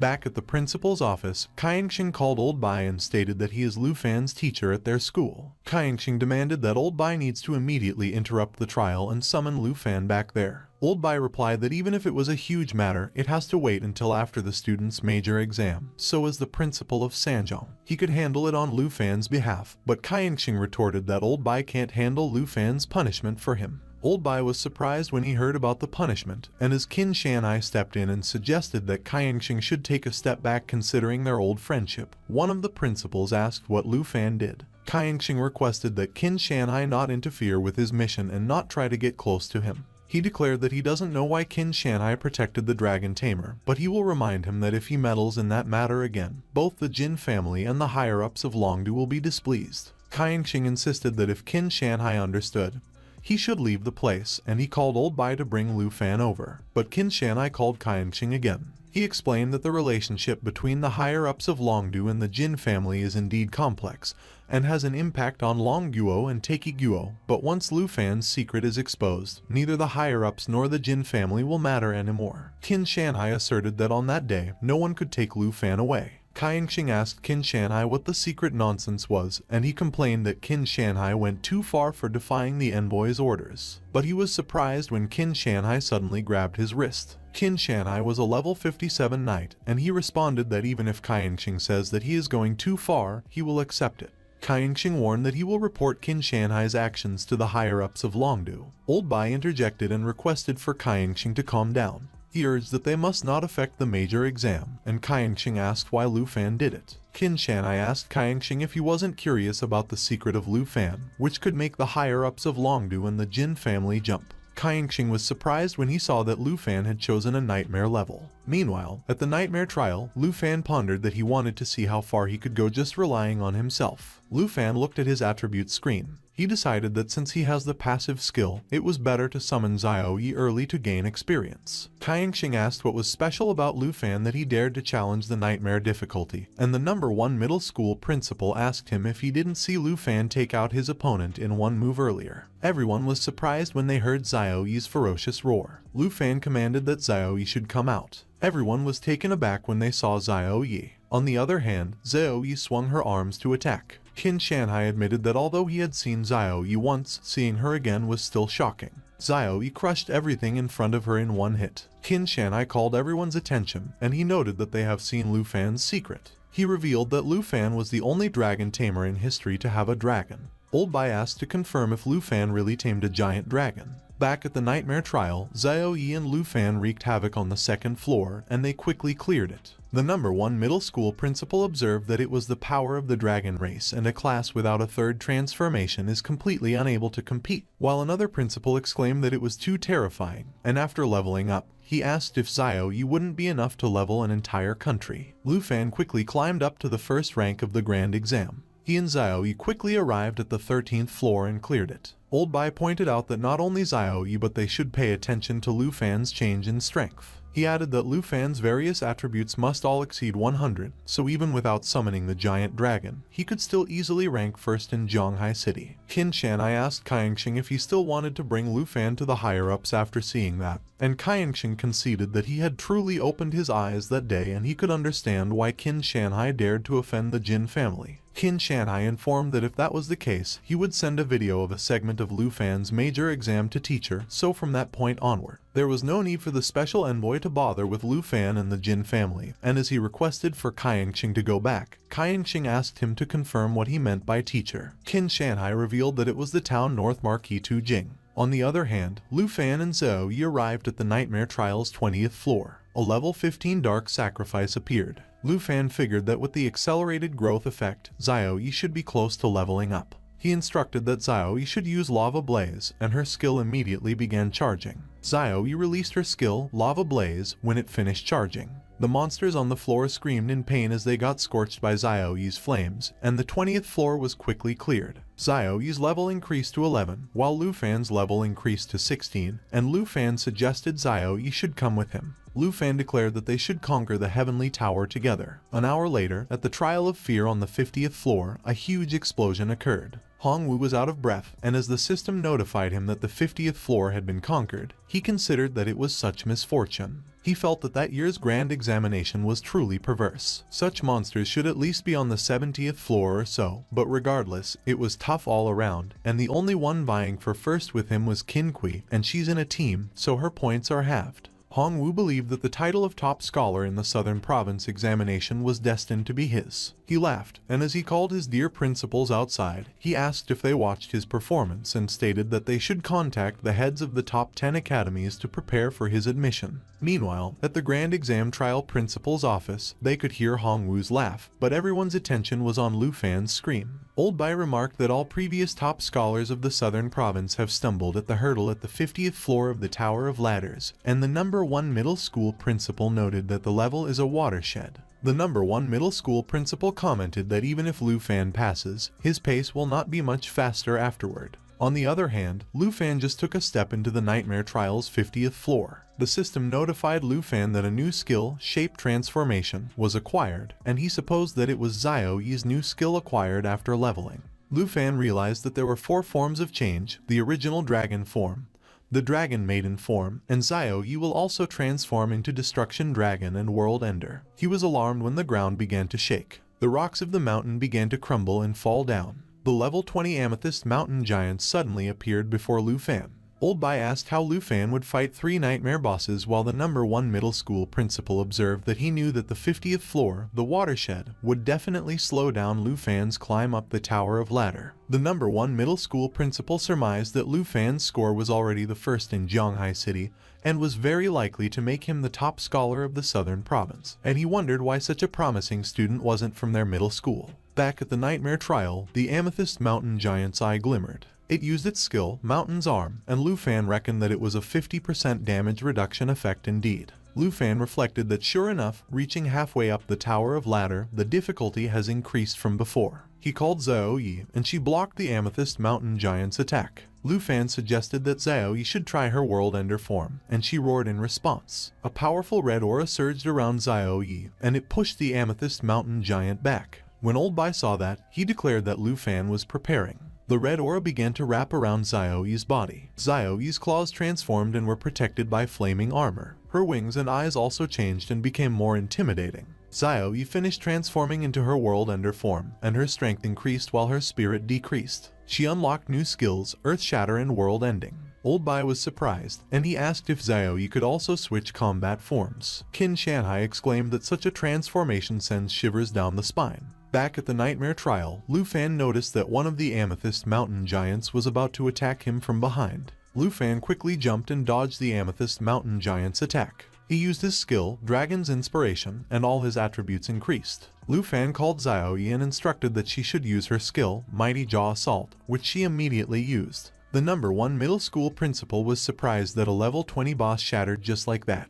Old Bai estimated that in order to shatter the defense of the Amethyst Mountain Giant, the power of the strike must have exceeded 2,000 points. Back into the fight, another Amethyst Mountain Giant was about to grab Lu Fan from behind, and he noticed it. Lu Fan maneuvered his body midair to avoid the Amethyst Mountain Giant's grasp. He used his skill, Dragon Claw. A huge explosion occurred, which eliminated the Amethyst Mountain Giant. Meanwhile, at the principal's office, Qin Shanhai asked Kaiyingqing if he didn't feel fortunate at the moment that he stopped him from taking Lu Fan away now that he looked at Lu Fan's strength. Back at the Nightmare Trial, Lu Fan was still up in the air and used his skill, Dragon Claw. Xiao Ye suddenly used her skill, World Ending Roar. Lu Fan announced that he would deliver the final blow. But to his surprise, Xiao Ye flew past him. Xiao Ye used her skill, Earth Shatter, and eliminated the last Amethyst Mountain Giant. Lu Fan and Xiao Ye's level upgraded, and Lu Fan concluded that they leveled up again, so choosing the nightmare level was indeed correct. He determined that the difficulty was no obstacle for him. As the system notified him that the 50th floor had been conquered, Lu Fan mused that as long as it was one layer after another, the experience could still be greatly improved.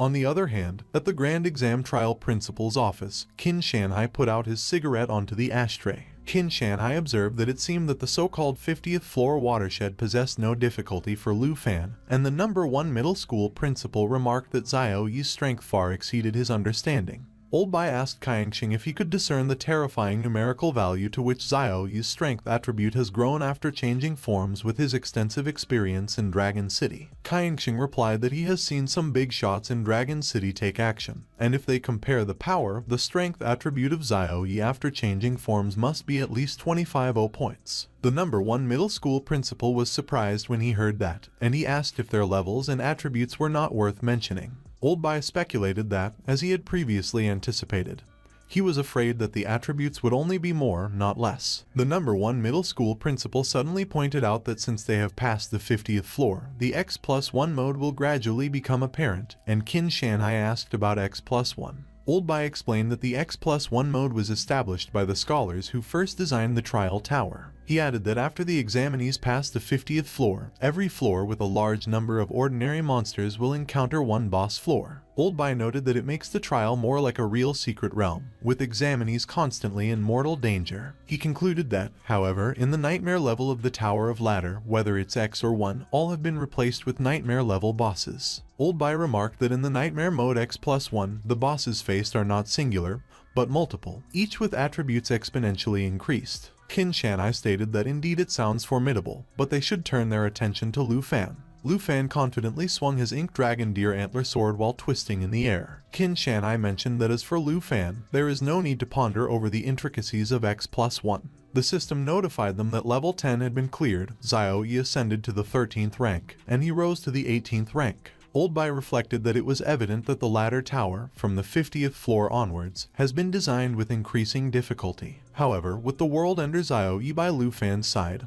there is no need for strategies to pass that grand test. Meanwhile, Lu Fan observed that Xiao Ye should follow his lead, and Xiao Ye roared in agreement. Old Bai noted that in just a matter of minutes, Lu Fan had already reached the 70th floor, and the number 1 middle school principal commented that, to be honest, that year's ladder tower is the most challenging it has ever been. The number 1 middle school principal expressed that he had his doubts about whether anyone could break through the 80s with such a design. But as the system notified them that the 76th floor had been cleared, the number 1 middle school principal acknowledged that currently, it seemed like he was thinking too simply. Back at the tower, a huge sandworm appeared in front of Lu Fan. Lu Fan used his skill, Dragon Blood Armor Transformation. Xiao Ye effortlessly eliminated the sandworm, and the system notified them that she had ascended to the 24th rank while Lu Fan rose to the 19th rank, and the 83rd floor had been cleared. Old Bai declared that in the past, many geniuses pushed themselves to their limits for the rewards of clearing the tower, only to exhaust everything and perish in the grand trial. And Qin Shanhai added that thinking about it, when one reaches the 70s or 80s, just a step away from the ultimate reward of the grand test, no one would willingly exit.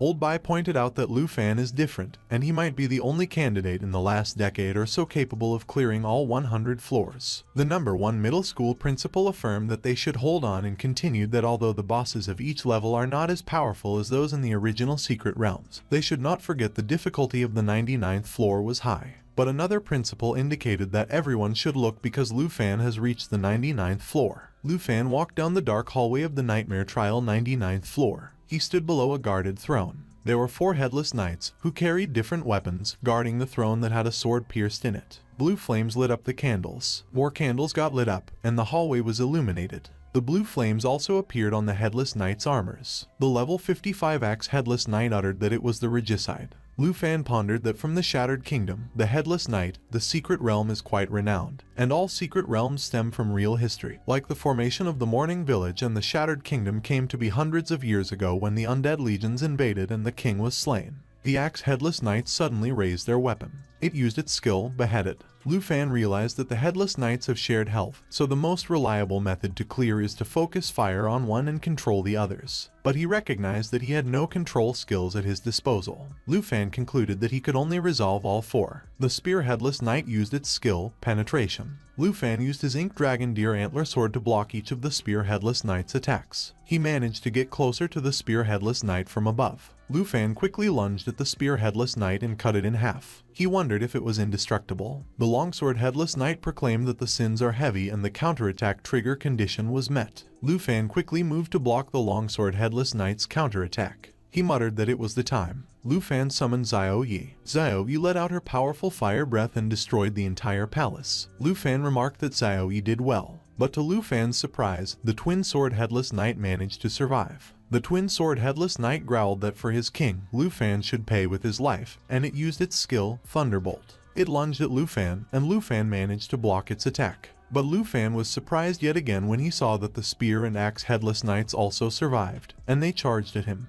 He immediately jumped off the ground to avoid their attacks. Lu Fan surmised that he couldn't continue to linger there. He figured that he must quickly head to the 100th floor, and he instructed that Xiao Ye should get ready. Xiao Ye used her skill, Lava Blaze. The Headless Knights was helpless as Xiao Ye used her skill, Lava Blaze. They were immediately scorched in her flames. The system notified Lu Fan that level 99 was cleared, and Xiao Ye leveled up to level 15 and has acquired a new skill, Cataclysm. Lu Fan remarked that it was impressive as Xiao Ye has acquired a new skill again, and as the system notified him that he has leveled up to level 20, he noted that only the final trial now remains. Meanwhile, at the principal's office, the number 1 middle school principal mentioned that the door to the last level of the Nightmare Level Great Trial has been opened. Qin Shanhai declared that it seems that they are going to witness history that day. Old Bai speculated what the trial on the 100th floor could be. He spoke that he was afraid that they never intended for candidates to pass that level. On the other hand, Lu Fan pulled out the sword stuck on the throne. He voiced what it was. The sword slowly disappeared as Lu Fan and Xiao Ye got transported. Lu Fan muttered that it was the 100th floor. He commented that it was the complete Broken Kingdom's secret realm. The system notified Lu Fan that there were more than 500 Undead Legion, and he stated that it was the entire Undead Legion. Meanwhile, sitting on the throne was the level 16 Emperor. Reading the description of Xiao Ye's new skill, Cataclysm, Lu Fan believed that Xiao Ye had been maintaining the form of the Destruction Dragon, so it was time to witness the Destruction Dragon and the new skill. Lu Fan observed that it was the final level, so they should make a final push to get the trial rewards. He affirmed that Xiao Ye should switch to the Destruction Dragon new form. Xiao Ye spread her wings and released her powerful flames while she roared ferociously. The powerful flames started to wrap around Xiao Ye's wings. The flames spread and wrapped around Xiao Ye's body, completing the transformation. Old Bai couldn't help but inquire if there was a third form, and Qin Shanhai asserted that with those raging flames, Lu Fan still has an ace up his sleeve. Back at the fight, the Sword Headless Knight claimed that they should protect the king and launch an all-out attack. The Undead Legion attacked, and the system notified Lu Fan that their current numbers are greater than 500.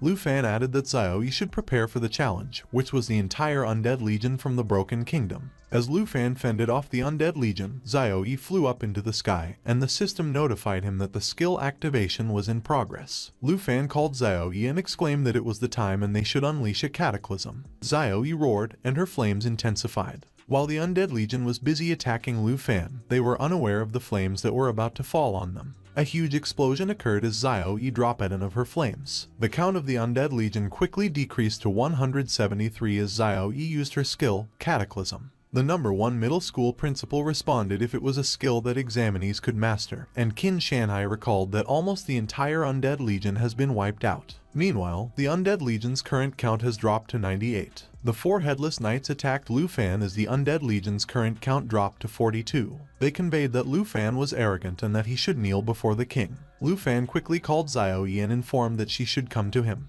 As the Undead Legion's current count dropped to 37, Xiao Ye lunged towards Lu Fan. As soon as Xiao Ye landed on the ground, she released her powerful flames, and her skill, Cataclysm, detonated the burning area again, eliminating the 4 Headless Knights. Old Bai expressed if the 4 horsemen were annihilated, while Qin Shanhai wondered if they couldn't test Lu Fan's true strength even in the most difficult level of the trial. Watching Lu Fan's score rise, the number 1 middle school principal revealed that it was 1,000,000 points, a level that hasn't been broken in 30 years, and it was one step away. And as he wondered if Lu Fan could really get the exam reward, Old Bai concluded that that year's exam is the most difficult, so the rewards are definitely not stingy. At least 3 rare quality items are guaranteed. Back at the tower, Lu Fan professed that all the trash has been cleaned up, so they should reveal the final boss. The final boss, the world-destroying emperor, emerged from the rubble. He stated that Lu Fan was an insignificant, ignorant brute. Lu Fan called Xiao Ye and declared that she should get ready to release. He used his skill, Dragon Claw, while the emperor remarked that he should die. Lu Fan used his skill, Everything Burns. The emperor landed back and skidded into the ground.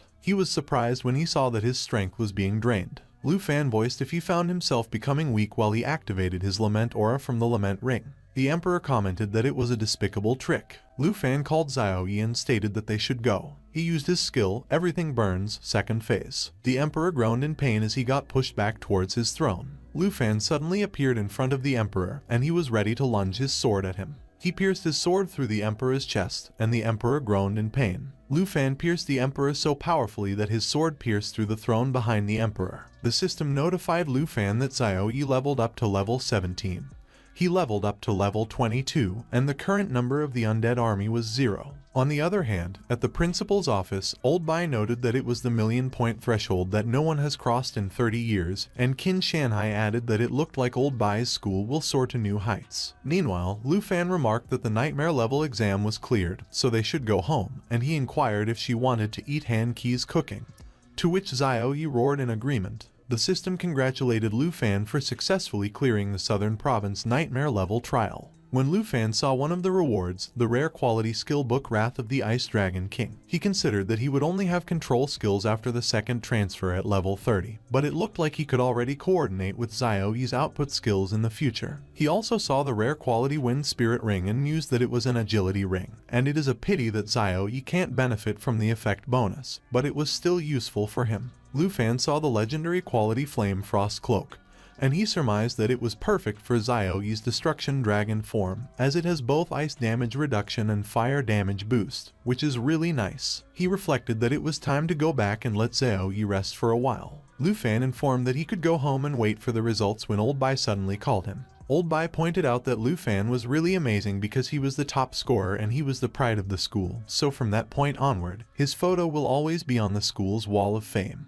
The number 1 middle school principal chimed in and stated if it was on the Wall of Fame, which is for heroes who died defending against beast invasions. He queried if he was cursing Lu Fan, and Old Bai noted that he should go away because if anyone is cursed, it is him, and Lu Fan broke the exam record, so his future is limitless. Qin Shanhai laughed and observed that no matter what, the exam made Lu Fan famous, and even though he was mentally prepared for that exam, Lu Fan still surprised him greatly. Lu Fan commented that he had met the conditions and inquired if the princess of the Taiki Kingdom wouldn't be causing trouble again. Qin Shanhai laughed and replied, of course, he will keep his promise, and the teacher should have received the request by that point. Lu Fan mentioned about the teacher, and Qin Shanhai assured that he shouldn't worry and what he should be considering at the moment was which academy to choose. Qin Shanhai stated that the wealthy merchants in the southern province will definitely take that opportunity to build connections with Lu Fan, so he should be mindful of their intentions, to which another principal agreed and noted that the academies will be scrambling to recruit Lu Fan.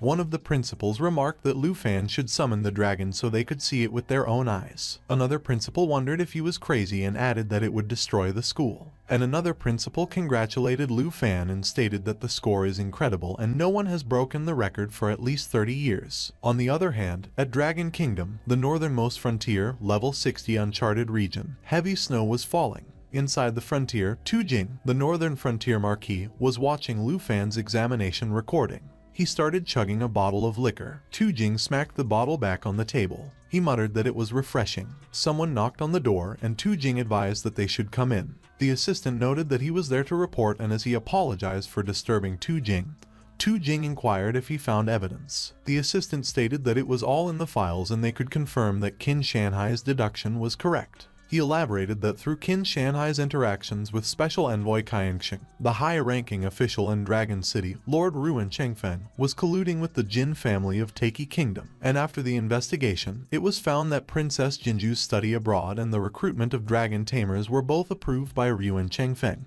Tu Jing declared that it was really Ruin Chengfeng. The assistant mentioned that the Jin family and Ruin Chengfeng maintained diplomatic relations on the surface, but in private, Ruin Chengfeng granted the Jin family many privileges, and they have given him substantial rewards in return. Tu Jing laughed and observed that it was no wonder Ruin Chengfeng sent a special envoy to arrest Lu Fan. He clenched his fist so hard that the bottle in his hand shattered. Tu Jing asserted that Ruin Chengfeng was a traitor and is helping Princess Jinju to run rampant in Dragon Kingdom. He commanded that the assistant should send an order to Ruin Chengfeng that he is stripping him of all of his duties and powers and he will no longer have a place in the high ranks of Dragon City, which will be executed immediately. Tu Jing proclaimed that if Ruin Chengfeng has any objections, the assistant should tell Ruin Chengfeng to come and talk to him. And as for the Jin family, if they try to contact Ruin Chengfeng again, they should send the Griffin's squad to greet them, to which the assistant responded yes. He noted that there was one more thing. He added that they should keep a close eye on which academy Lu Fan chooses and inform the principal immediately to provide him with the best resources, and the assistant agreed yes. Tu Jing pondered that it is delightful to have such a legendary young man in Dragon Kingdom, and it is very interesting indeed, so once his task is completed, he must find Lu Fan and meet the legendary youth. But he wondered when his task would ever end.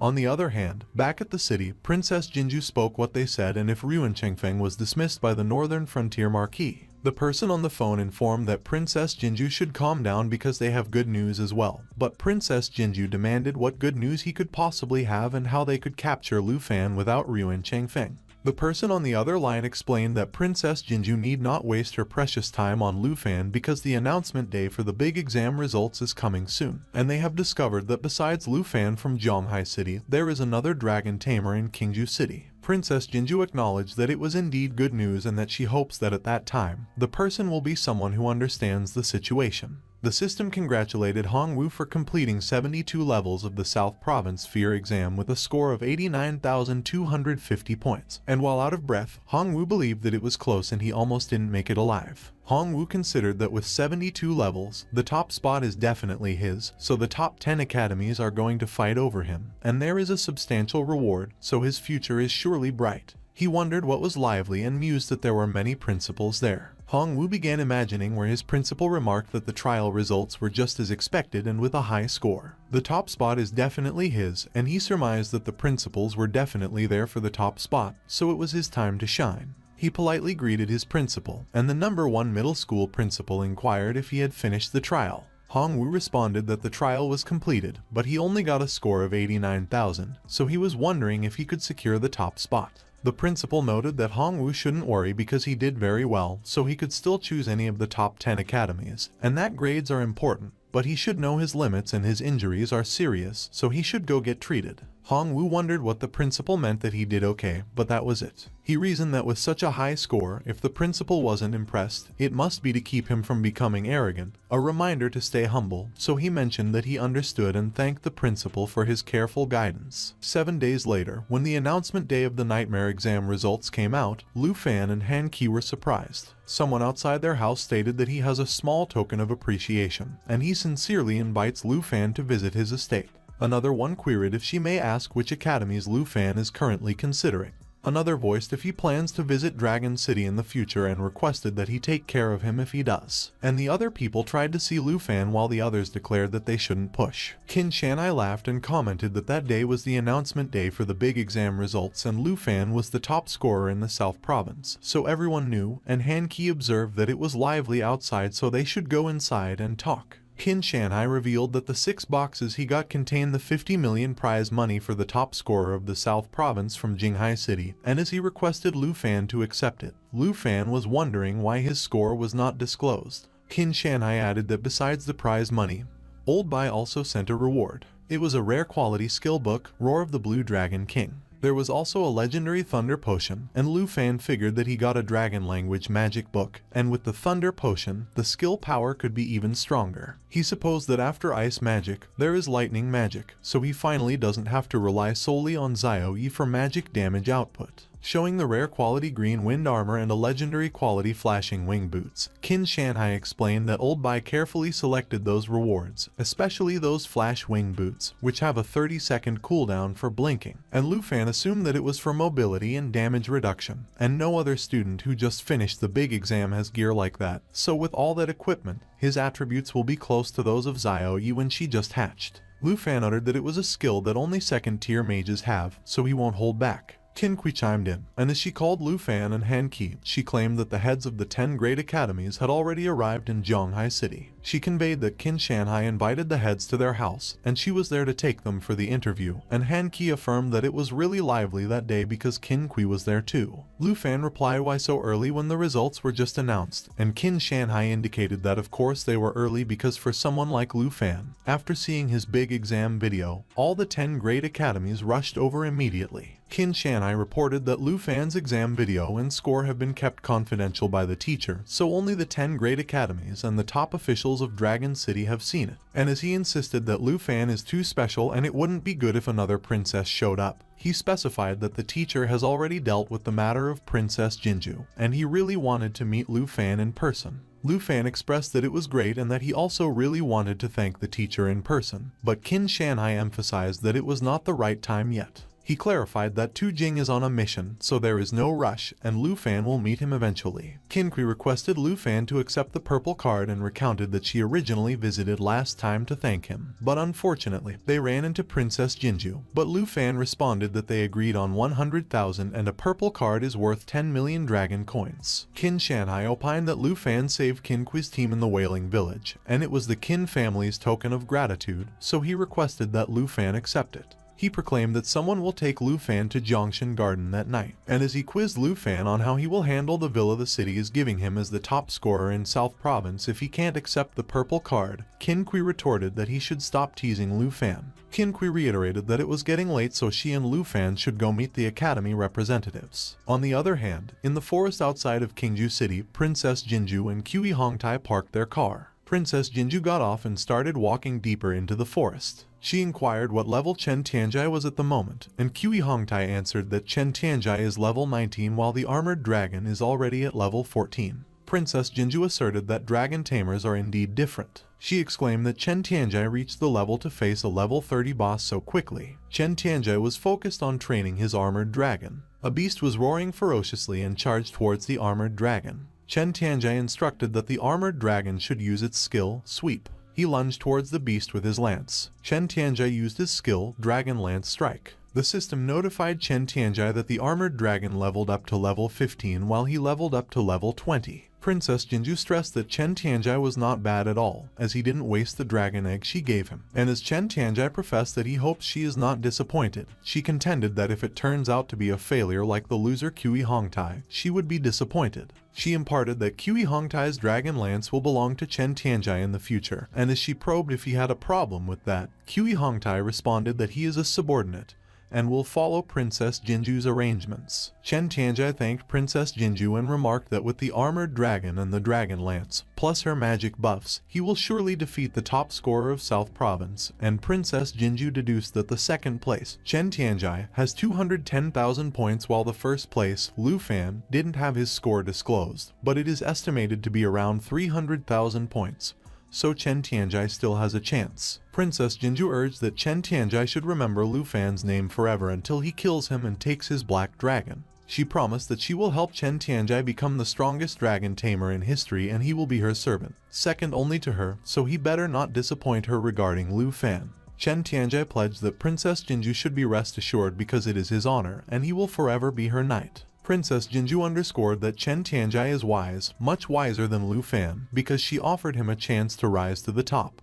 But he didn't appreciate it. She directed that Kui Hongtai should go to Zhonghai City and find out which academy Lu Fan will attend, and Kui Hongtai acknowledged yes. Princess Jinju warned that if Kui Hongtai can't handle that, he should get lost, and Kui Hongtai disheartenedly conceded yes. She reflected that soon, Lu Fan would forever regret everything he had done to her. Outside the reception hall of the Qin family villa, Qin Kui inquired if he had decided which academy he wanted to apply to. Qin Kui remarked that it was not she who wanted to know. It was her dad, and he noted that it would be best if the two of them applied to the same academy so they could look out for each other in the future. Lu Fan added, of course, that sounded good because he heard that teamwork is important in academic institutions, and they have worked together before, so if they go to the wilderness together, Qin Kui would definitely be his first choice. He stated that he just hasn't decided which academy to apply to yet, so he will tell Qin Kui when he comes out later. And Qin Kui considered that she doesn't know how many points Lu Fan scored exactly, but if she doesn't catch up to him soon, the distance between them will only grow. Qin Kui declared that she will do her best to apply to the same academy as Lu Fan. Lu Fan replied okay, and that sounded good. He entered the room where the academy representatives were waiting for him. Lu Fan greeted everyone, and as he was about to introduce himself, he was cut off. A priest queried if he was right that he was Lu Fan and responded that they have all seen his performance in the entrance exam video, which was impressive, while an assassin affirmed that Lu Fan was the first dragon tamer in history to have a dragon and probed if he had any academic institutions in mind as the top scorer in the southern province. The priest acknowledged that there was no need to hesitate because Jiangnan Academy doesn't play games and they offer an annual scholarship of 10 million dragon coins, and all resources such as potions and access to secret realms are freely available. The assassin clicked her tongue and commented that the people sitting there are the heads of the Dragon Kingdom's top academic institution, and the priest has the nerve to come and grab the top scorer with just those little things. The priest was about to confront the assassin, but the assassin called Lu Fan and observed that apart from what Jiangnan Academy could offer, the Northern Academy was offering 20 million dragon coins per year, plus access to secret realms not available to the public in the Snow Kingdom, all for him. Another representative expressed that the Northern Academy does have the resources, but they were not lagging behind. Another mentioned that they could provide those conditions too. Another conveyed that they could offer opportunities for secret realms. And another uttered that the terms could be negotiated, and if Lu Fan was not satisfied, they could add more, which made Lu Fan think that he didn't expect the interview to be like that, so he had no idea which academy to choose at the moment. Suddenly, Gu Han asserted that that year's national trial quota will be selected by Dragon Capital Academy. Gu Han was the head of the Dragon Capital Academy and explained that the quota could be given to Lu Fan. The priest pressed if it was true because Lu Fan is talented, but he just changed professions, so he would question if Lu Fan could be at the level of the national trial. The assassin confirmed that previous candidates have been strictly selected because other countries are already preparing and Lu Fan just found out. And another representative proclaimed that Gu Han is treating the national trial as a joke for giving such an important quota to a freshman. Meanwhile, Lu Fan's interest was piqued by the national trial. Gu Han indicated that the national trial is a super-secret realm constructed jointly by 23 countries around the world, and every 3 years, each of the 23 countries sends a participant under the age of 25 to represent their country in the secret realm of the national trial. She revealed that for the stability of the realm, the participants must be newcomers, and national-level experts are not allowed to participate, so it is a trial that attracts worldwide attention, and the rewards are extremely rare treasures. The assassin answered that Lu Fan has to commit to the next trial, the one that is starting in half a year, and the priest interrogated if it wasn't a bit too much for Dragon Capital Academy to recruit like that.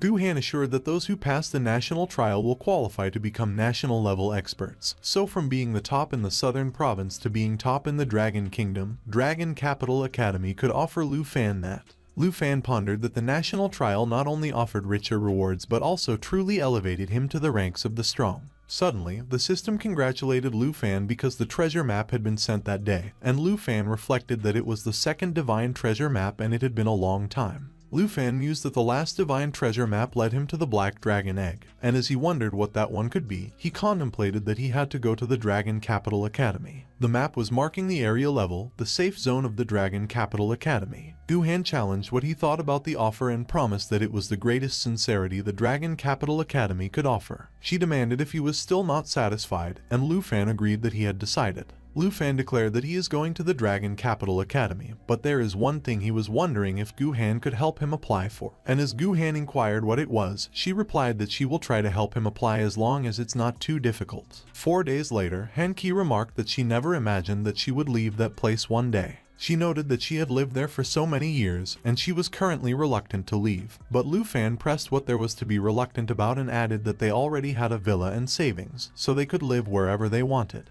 Han Ki commented that she remembered when Lu Fan first moved in and he was just a kid, so time really flies. Suddenly, Qin Kui called Lu Fan and Han Ki and proclaimed that they were there to pick them up, while Tao Xiaoman explained that they were all going to be students at Dragon Capital Academy, and Qin Kui's family had chartered a plane so they should go register together. Lu Fan queried if Tao Xiaoman also applied to the Dragon Capital Academy. Tao Xiaoman stated that she and Qin Kui got the same score, and seeing that Qin Kui applied to the Dragon Capital Academy for Lu Fan, he just did, but while she was speaking, Qin Kui yelled over her as she was embarrassed. Han Qi expressed that she was really sorry to trouble them all, as she never expected what Lu Fan did, while recalling how Lu Fan revealed that it was an application to admit her, who is a rare hidden profession, an enchantment chef, and Gu Han affirmed that it was possible, but whether to admit her will have to be decided after they go back and discuss things. She recounted that the year she became a chef, she dreamed of going to a higher academy like everyone else, and she really wanted to live again back when Lu Fan was still young, and she never believed that he would remember, and Lu Fan assured that it was alright and that she shouldn't cry. Qin Kui called Han Qi and reminded that time waits for no one, so they should get in the car, and Han Qi agreed okay. Lu Fan reflected that he remembered Han Qi's hard work for him, her dissatisfaction and loss after becoming a professional chef, and he promised to bring them a better life, so he will do it.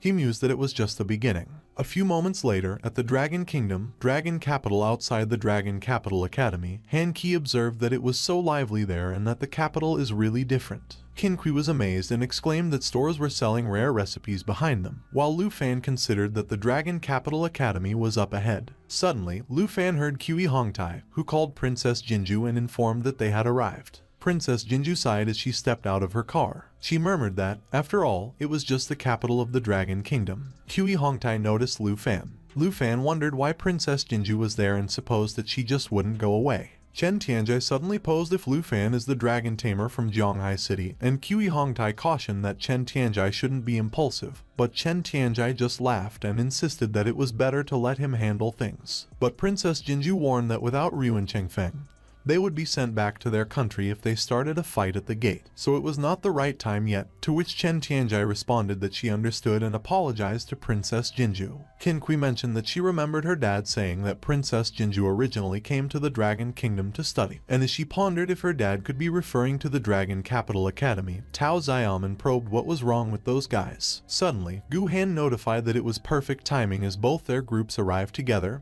and they should come in. Gu Han inquired if Chen Tianjai and Lu Fan don't know each other and indicated that they were the first and second in the southern province, both dragon tamers, so Dragon Capital Academy calls them the twin stars of the southern province. Lu Fan realized that Chen Tianjai, the second in the southern province, is also a dragon tamer. Chen Tianjai asserted that he had heard Lu Fan's name for a long time. Lu Fan glared at Chen Tianjai as Chen Tianjai called his name. Lu Fan called Gu Han and stated that he knew those two already. He inquired if they could rest first because they had a long journey to the Dragon Capital, and as Han Qi remarked that they should go quickly, Gu Han responded that they should let her show them to their accommodations. She noted that if there is anything Lu Fan is not satisfied with, he could change it in advance, and she would explain about the freshman orientation the next day. On the other hand, Princess Jinju declared that they will walk by themselves. A few moments later, Gu Han explained that it was the villa area for first-year students with a total of 30 villas. She added that every year, the teachers review the entrance exam videos to evaluate the freshmen's comprehensive ranking, and the top 30 could live in the villa area. She mentioned that in the comprehensive ranking of first-year students, Lu Fan is ranked first, so number 1 is where Lu Fan will live. Gu Han informed that Chen Tianjai, the second in the southern province, is ranked 18th in the comprehensive ranking, so number 18 is his residence. Lu Fan considered that it seems that Chen Tianjai has accepted Princess Jinju's terms and betrayed his dignity, so it is ridiculous that the two of them are called the twin stars. Suddenly, Qin Kui remarked that with their scores, she and Tao Xiaoman can't make it into the top 30 comprehensive ranking, so she queried if they should go to the student dormitory to check in. And Gu Han acknowledged that she was right, so she will take Qin Kui, Tao Xiaoman, and Han Qi to the dormitory area later, but the conditions are indeed better in the villa area. Han Qi went and grabbed Lu Fan's arm. She probed if they could live with Lu Fan, which flustered both Qin Kui and Tao Xiaoman. Gu Han responded that there is no rule against it as long as the resident has no objections. Han Qi pressed if she was right that he didn't have any objections or if he didn't want to eat her cooking anymore, to which Lu Fan replied that of course not and that he definitely didn't mind.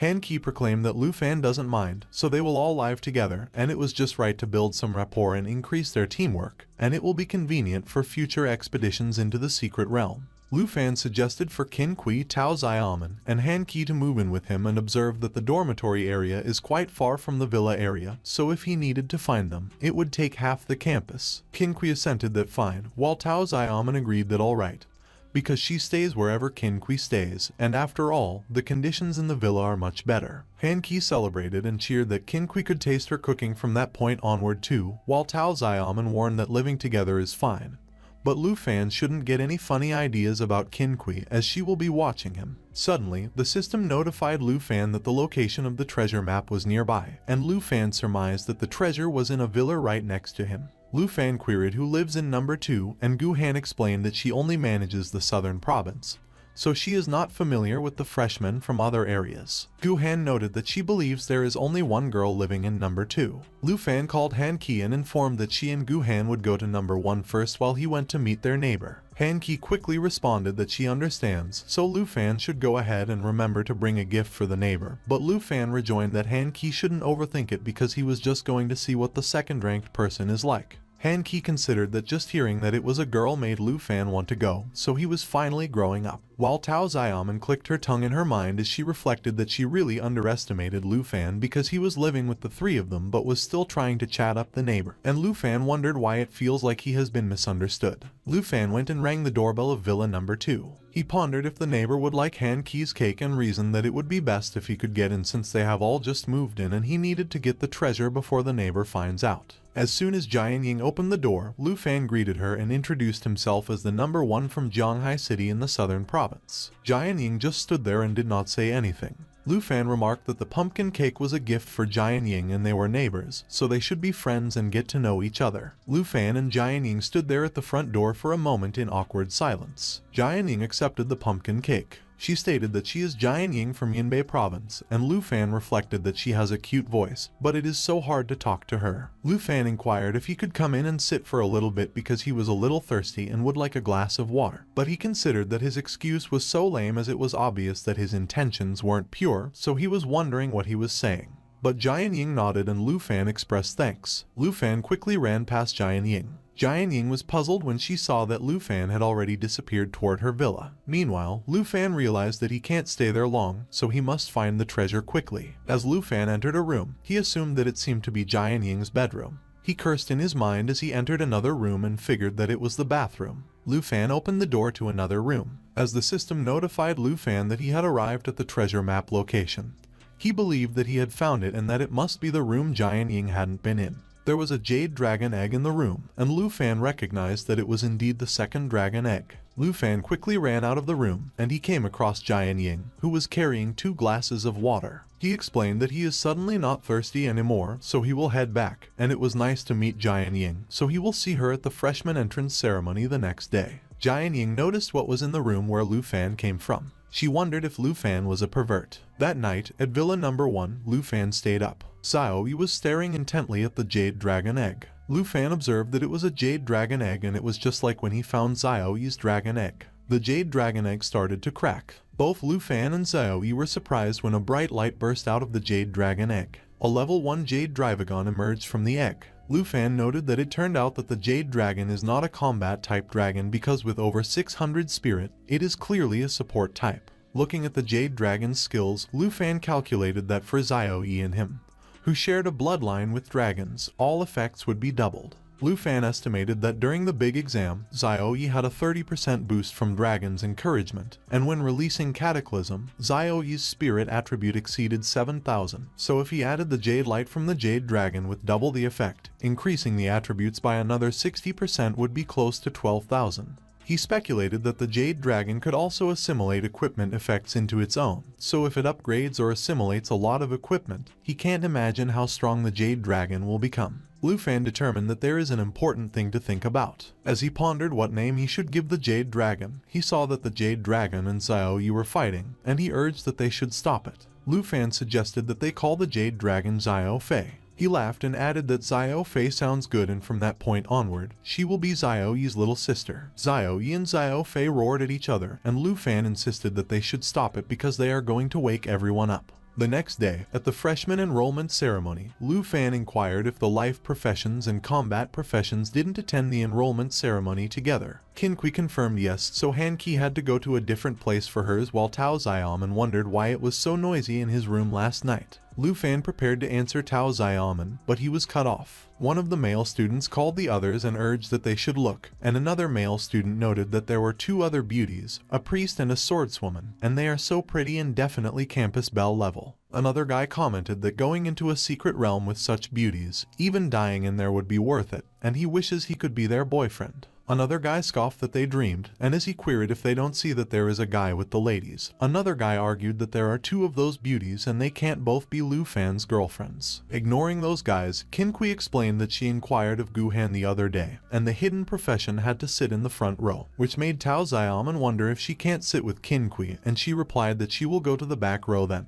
On the other hand, Lu Fan noticed Hong Wu, and he mused that he looked familiar. He realized that he already remembered that Hong Wu was the loud martial artist from the entrance exam. Lu Fan politely smiled at Hong Wu, but Hong Wu was enraged. Hong Wu recalled how his principal challenged if he really believed that he was the top scorer, and advised that he should check the rankings and see the difference between him and Lu Fan. And he believed that Lu Fan made him lose face in front of their esteemed principal, and he finally saw him. Meanwhile, Tao Xiaoman wondered why they put all the hidden professions together and if it meant that Lu Fan would be with Qin Kui every day from that point onward. On the other hand, Lu Fan noticed Jian Ying. Jian Ying did not respond when Lu Fan greeted her, and Qin Kui queried if they knew each other. Lu Fan replied that they sort of knew each other because Jian Ying is their neighbor who lives at number 2 villa, to which Qin Kui noted that she could see that Jian Ying was the one who ranked second overall, and she is beautiful and strong. Meanwhile, one of the male students exclaimed that coming to Dragon Capital Academy is great, and that they should look at Lu Fan, who was surrounded by beauties. Another guy inquired what that was supposed to mean and what it had to do with the other guys if there were a lot of beauties, and another guy asserted that Lu Fan was probably just a simp, so they should be bold and go ask for the beauties' contact info. Suddenly, Zhao Shengeming proclaimed that everyone should be quiet. He introduced himself as the vice principal of Dragon Capital Academy, and professor of the Combat Academy's Magic Department. Zhao Shengeming stated that first, on behalf of Dragon Capital Academy, he welcomes all new students. He remarked that he doesn't like formalities or empty words, so next, their teacher will distribute the students' ID cards, and at the same time, he will inform them of some school rules. Zhao Shengeming explained that the ID card the students will receive at that time will be their all-purpose credential at Dragon Capital Academy. He indicated that the card will store personal points, which is the Academy's universal currency. Zhao Shengeming added that the students will need points to access the secret realms provided by the Academy, to buy weapons, potions, and so on. Lu Fan currently had 13,539 points in his ID card, and Zhao Shengeming observed that the initial points came from their entrance exam scores. One of the students commented that the difficulty of the entrance exams varies between provinces and it is easier to get high scores in provinces with lower difficulty, so he wondered if that wasn't unfair. Zhao Shengeming replied that of course, the Academy has taken that into account, so the entrance exam scores are divided by a difficulty coefficient based on the varying difficulties of each province's trials to determine the points, and the higher the difficulty of the trial, the smaller the difficulty coefficient. He elaborated that as an example, that year's trial in the southern province was the hardest, so their scores will be divided by the smallest coefficient of 96. Lu Fan surmised that it seems that number is all the funds he has at Dragon Capital Academy. However, Zhao Shengeming cautioned that those points are temporary because the freshman assessment in a month will once again determine their points. Zhao Shengeming continued that the top 30 in the freshman assessment will be eligible to enter the blue class, and students in the blue class will receive many special privileges, such as applying for closed secret realms, exchanging specified skills and equipment, and the right to move into the villa area. One of the students mentioned that he hadn't heard of blue clads before enrolling.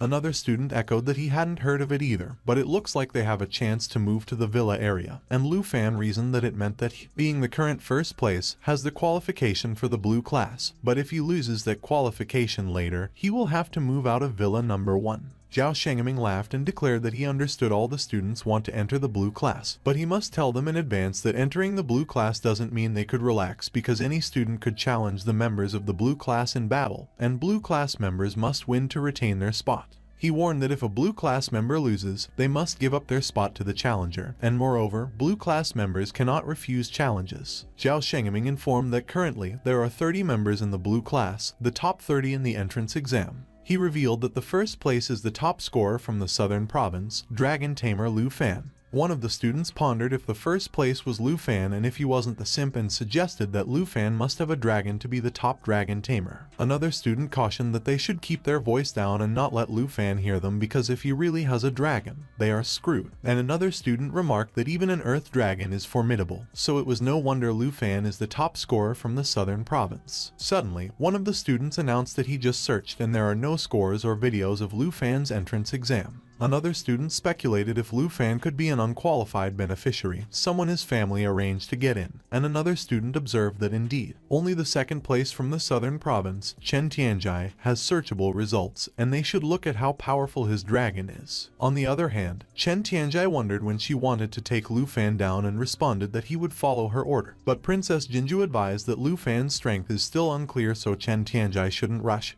and they should probe Lu Fan first. Meanwhile, Qin Kui mused if Zhao Shengming wasn't encouraging everyone to challenge him because he was pushing him forward like that, and Lu Fan admitted that he didn't expect such a scenario. After the freshman entrance ceremony, Lu Fan felt that it was finally over and it was time to upgrade Xiao Fei and unlock her new form. Lu Fan suggested that they should go to the Secret Realm Hall and see what secret realms the Academy provides. Suddenly, Hongwu called Lu Fan. He looked at Lu Fan with disdain from behind. Hongwu proclaimed that he wanted to challenge Lu Fan. Lu Fan verified to confirm if he wanted to challenge him. Hongwu affirmed that it was right and that Zhao Shengming just stated that the top 30 blue class members cannot refuse challenges, so if Lu Fan really has the strength of the top scorer, he should dare to compete with him. Hongwu calculated that they can't see Lu Fan's entrance exam video and scores, and if Lu Fan really has strength, he must have passed the trial by summoning many sub-dragon species, and if he targeted him directly, he is sure he could win. Lu Fan challenged Hongwu for saying that he was afraid.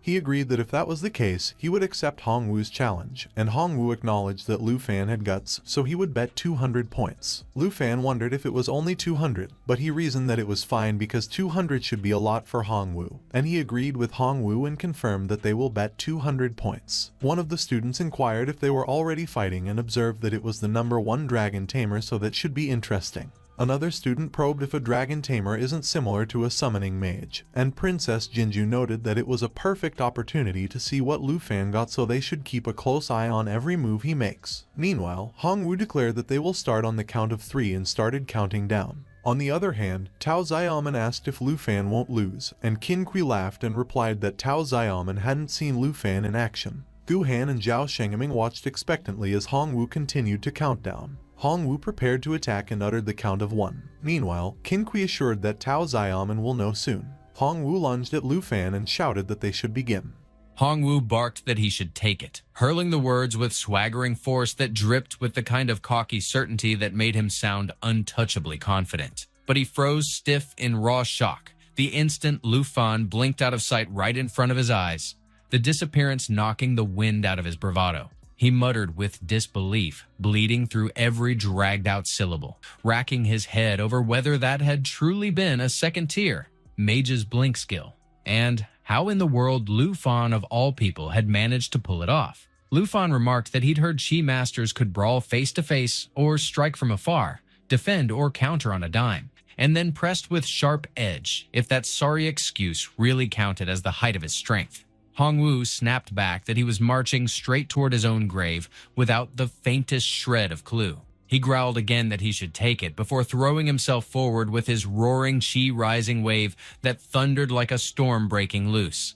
Lu Fan twisted and wove, slipping through each strike with maddening ease that turned every miss into salt in the wound. Hongwu gritted with frustration, convincing himself that as long as he kept that dragon pet from hitting the field, he could drag this clash out and bide time for an opening.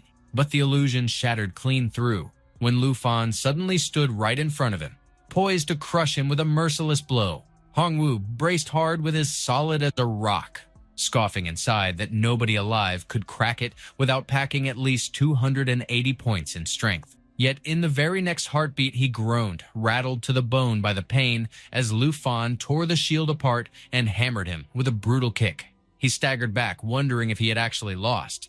He spiraled deeper in disbelief, hammering himself with the tormenting thought of how something like that could even be real. One spectator blurted that a single kick hurled him flying without even a skill behind it, while another marveled if blue class power was honestly that monstrous, pointing out how Lu Fan, a dragon tamer, had flattened a chi master before even summoning his dragon. Someone else groaned bitterly that he'd been hoping to finally witness the dragon, while another pointed out the blood running from Hongwu and wondered if he was already badly injured. Back in the ring, Lu Fan remarked with almost lazy ease that his skills were lacking, because with barely any effort, he was sprawled flat on the floor. Meanwhile, Princess Jinju leaned close toward Chen Tianxi.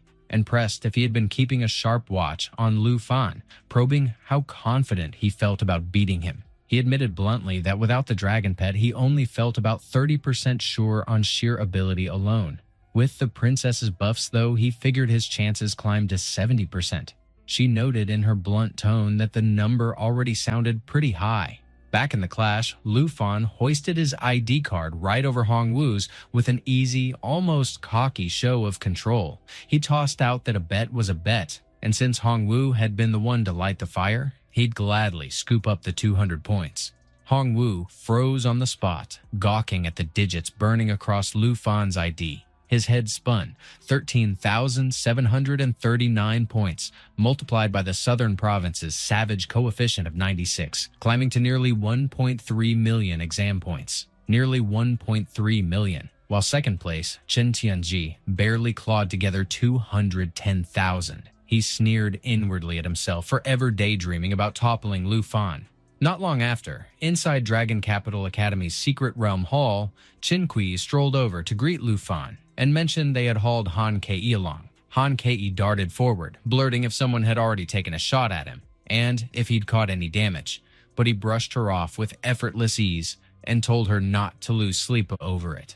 Tao Xiaoman, stretching out her words with a lazy drawl, tossed out that Lu Fan had just punted Hong Wu aside like trash, and Qin Kui fired back with cool assurance that she'd already told her he was absurdly strong. Since the very first time she caught sight of him, he'd already crushed Sungi beneath him. Tao Yaoman's eyes went wide as she blurted that if he carried that much raw force, then his dragon had to be downright nightmarish, something she couldn't even wrap her head around. And Qin Kui coolly volleyed that dragons naturally lived beyond anything their minds could spin up. Lu Fan then lobbed in, casual but blunt, that since everyone was already hanging around, they might as well march straight over and see for themselves. He had just flicked through the Academy's secret realm list and locked onto the dungeon stacked with the fattest haul of experience points, a perfect spot for racking up levels at speed. He tagged it in his mind as a fear difficulty trial, and Xiao Fei had already leveled up inside there anyway.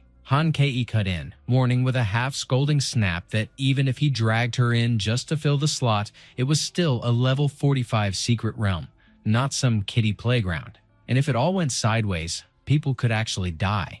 But he waved her off with practiced calm and told her not to sweat, because he was certain he could drag the whole crew through without a scratch. Tao Xiaoman piped up, jabbing that sure, maybe he and Han Ke could muscle through it. But the lineup still only had 4 bodies, and the dungeon rules demanded at least 5. Lu Fan tossed out a question about who else they could rope in, and Qin Kui nudged him, telling him to scope out that direction. Their neighbor from Villa Number 2 stood nearby. She ranked second overall, and a level 45 run would barely register for her, so the smart play was clearly to bring her along. He moved forward and greeted Jian Ying.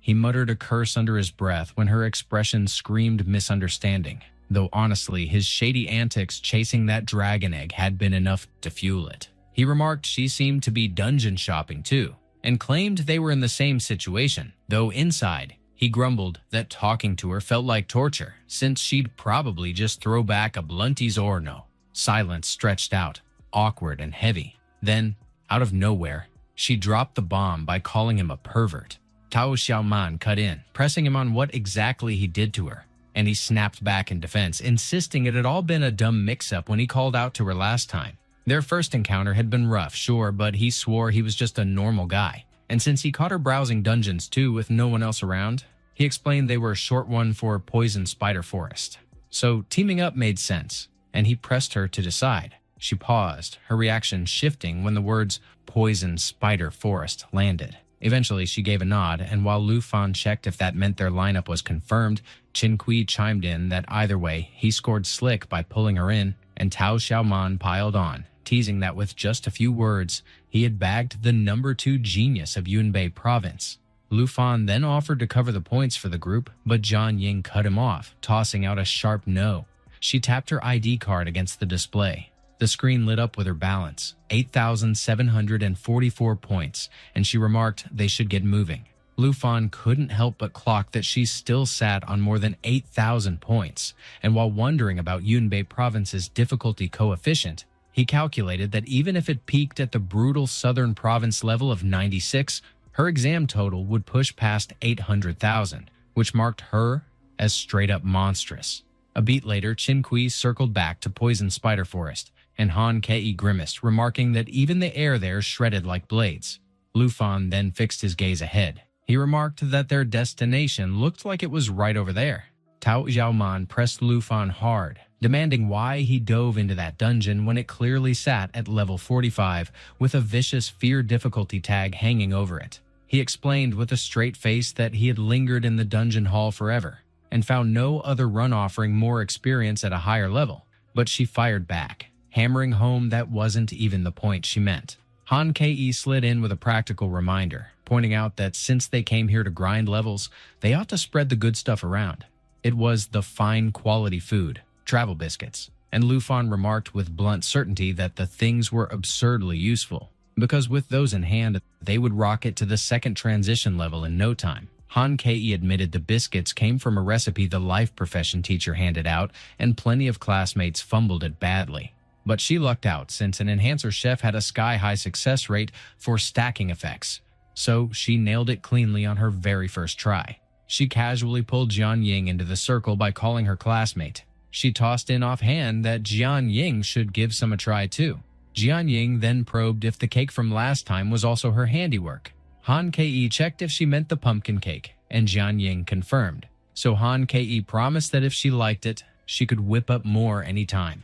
Qin Kui backed her up right away, praising Han Ke's cooking as genuinely delicious and pointing out that since they lived close, Jian Ying should drop by whenever. Jian Ying just smiled in her own quiet and reserved way. Out of nowhere, Lu Fan caught sight of a monster slithering low through the grass. He warned everyone to stay sharp because one had locked onto them already. A level 40 black-scaled python hissed with a slow and menacing coil. Qin Kui tried to stop Tao Xiaoman, pressing that she shouldn't charge in yet, but Tao Xiaoman was already squaring off against the python, bracing her sword with raw force against its snapping fangs. Qin Kui warned again that monsters there all sat above level 40, so they wouldn't be easy to drop, while Han Ke mentioned she could cook something up to boost their resistances, but she needed to grab ingredients first. Lu Fan brushed the offer aside, insisting there was no need to fuss with that. They just had to keep fighting, as he would cover the nastier problems himself. Tao Xiaoman quizzed him if he planned to summon. Jian Ying instantly guessed he might bring out his dragon. He summoned Xiao Fei, and she roared with a force that rattled the air and shook the ground itself. Everyone froze in sheer confusion when they laid eyes on her.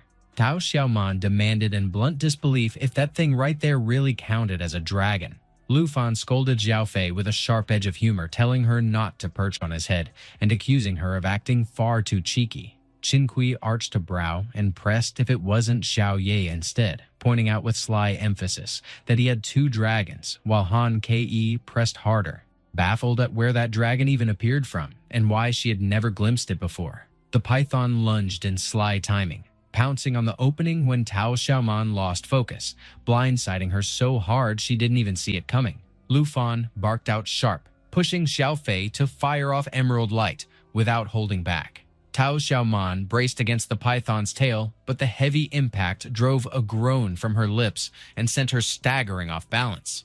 Qin Kui hollered quick, vowing she would patch her up immediately. Tao Xiaoman pushed back instead, demanding if the earlier strike had even been blocked.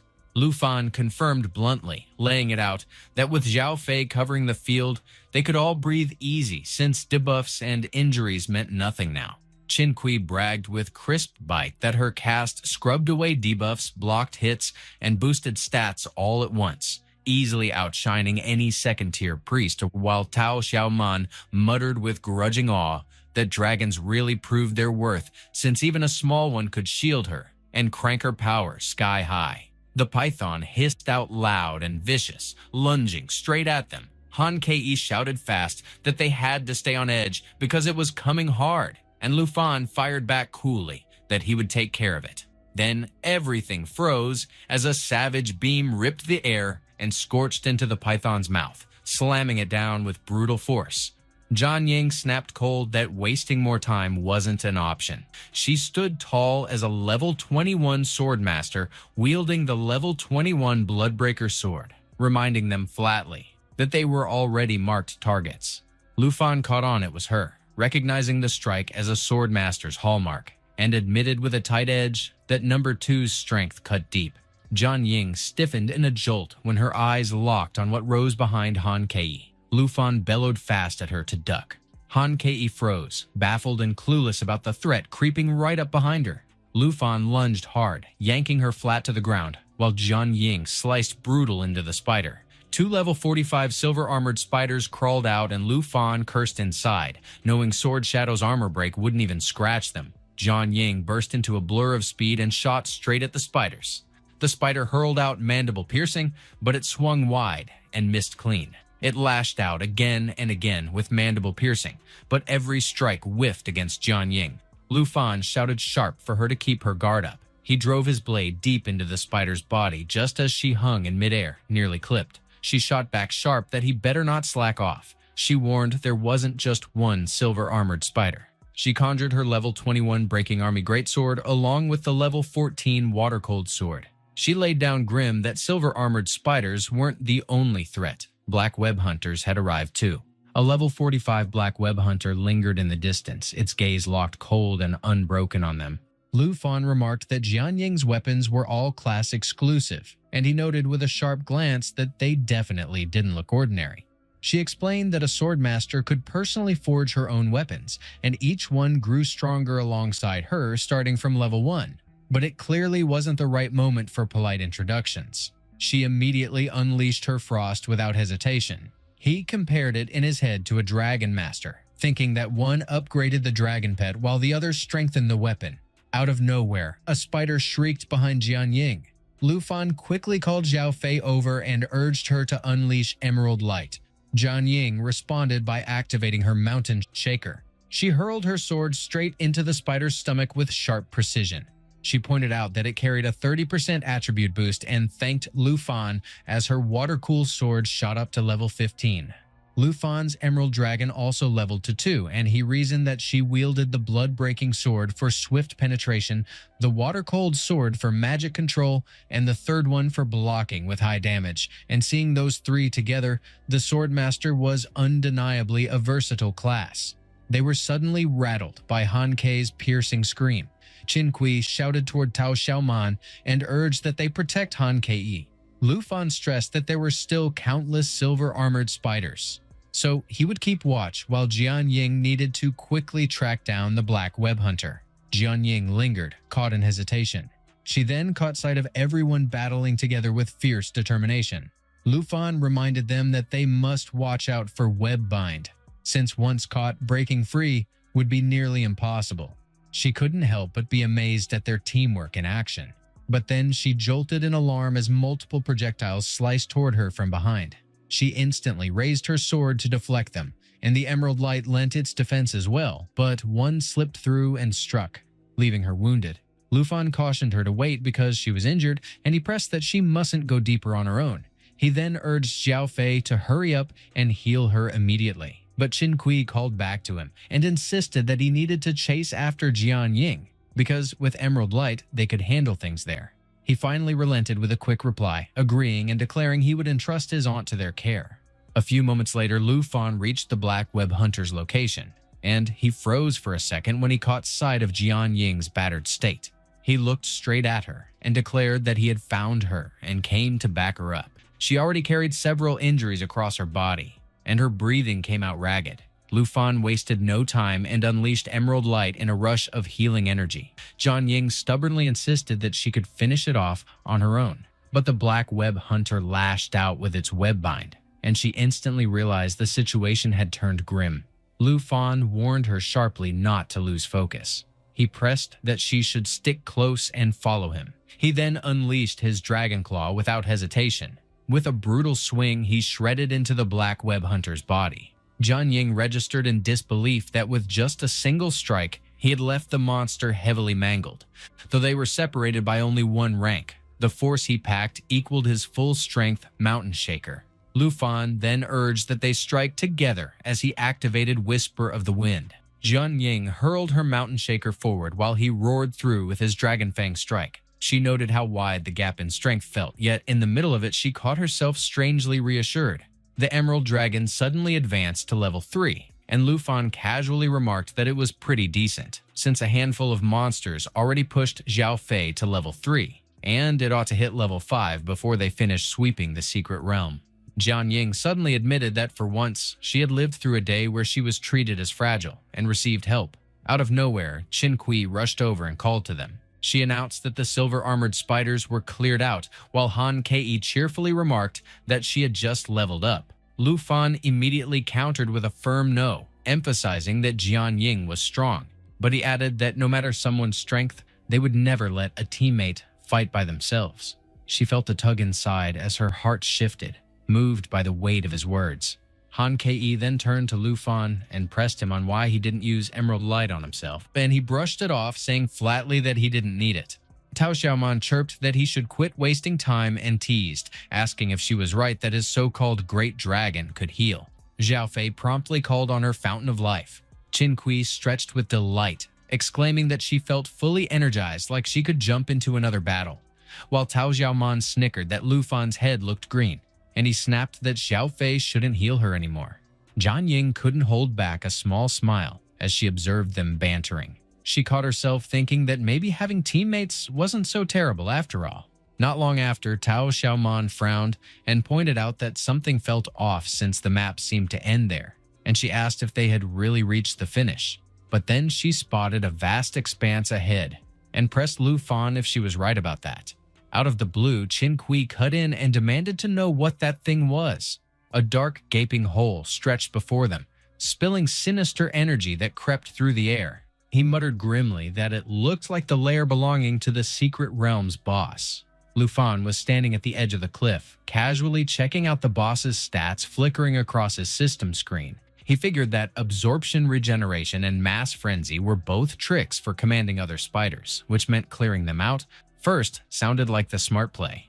Qin Kui turned to Han Kei, advising her not to look down, while Tao Xiaoman remarked that the sight might be too brutal for someone outside the combat class. But Han Kei insisted that even if she couldn't handle it, she had to learn somehow. They'd been shielding her for too long, and if she couldn't even look, she'd just weigh them down in battle. Then she puked, grimacing that it was disgusting, and Lu Fan dryly figured that must be what people call the harsh realities of life. Jian Ying remarked that whether they charged or finished the boss off, the little ones had to go first, and Tao Xiaoman recalled seeing another team strategy that said ranged classes should kite and pull mobs, clearing the area before approaching the boss, though she wondered if it seriously took 4 whole days to finish. Han Kei frowned, asking if it really took that long, and since she'd only brought food for 1 day, she joked if they'd be up for roasted spiders, to which Qin Kui snapped that she'd rather starve. Lu Fan mentioned that they didn't have to copy anyone else's plan anyway. Jian Ying challenged him to come up with something better, and as Tao Xiaoman demanded to know what he was doing, Qin Kui pressed him about what he was planning. He calmly called for Xiao Ye to show up. He triggered her destruction dragon form. Xiao Ye burst out in full dragon glory, flooding the area in scorching fire. Tao Xiaoman blurted that it was an actual fire dragon and realized that's what he'd meant all along. Meanwhile, Jian Ying felt that the creature's presence hit like a tidal wave. The spider mother shrieked as it sensed the chaos. Lu Fan gave Xiao Ye her cue. He told her to handle the small fry. She lunged forward, tearing through the horde. He urged her on and unleashed her skill, Cataclysm. Han Kei gasped, asking if Xiao Ye could really transform like that, while Tao Xiaoman muttered that she looked straight out of the legend, and Jian Ying declared that the destructive force she wielded outmatched even those fabled dragons. Lu Fan then called out to Xiao Fei, ordering buffs on Xiao Ye. She invoked the Jade Dragon bloodline, Emerald Light, and Dragon Encouragement in rapid succession. She stacked every single buff onto Xiao Ye. Xiao Ye's strength, agility, spirit, and endurance all surged. The Spider Mother shrieked again and spawned her brood. Lu Fan called over to Qin Kui and Tao Xiaoman, checking if they could hold the front, and Qin Kui assured him not to worry, since they'd guard Han Kei. He turned to Jian Ying, telling her it was time to rush down and strike at the Spider Mother. The little spiders wailed as they advanced. He barked for the charge. Lu Fan and Jian Ying rushed in together. They tore through the spiderlings fast. He called out to Xiao Ye to regroup by his side. She followed up with her upgraded skill, Cataclysm 2. As the system pinged that the Jade Dragon had hit level 4, Xiao Ye unleashed Cataclysm 3 right after. Jian Ying marveled that it was an insane 3-stage combo, and being so close to the dragon made her feel like her skin might melt from the heat. Lu Fan yelled to Qin Kui, asking if they were holding up. She hollered back that he and Jian Ying should go for the boss because she and Tao Xiaoman had it handled. He acknowledged that and told Jian Ying to move. The Spider Mother reared back, venom bubbling in its fangs. It unleashed venom spray, the poison stacking to drain 5% of health per layer. Lu Fan barked for Xiao Fei to use Jade Light. The Spider Mother retaliated with Tangled Web, a death trap that killed anything bound within 6 seconds.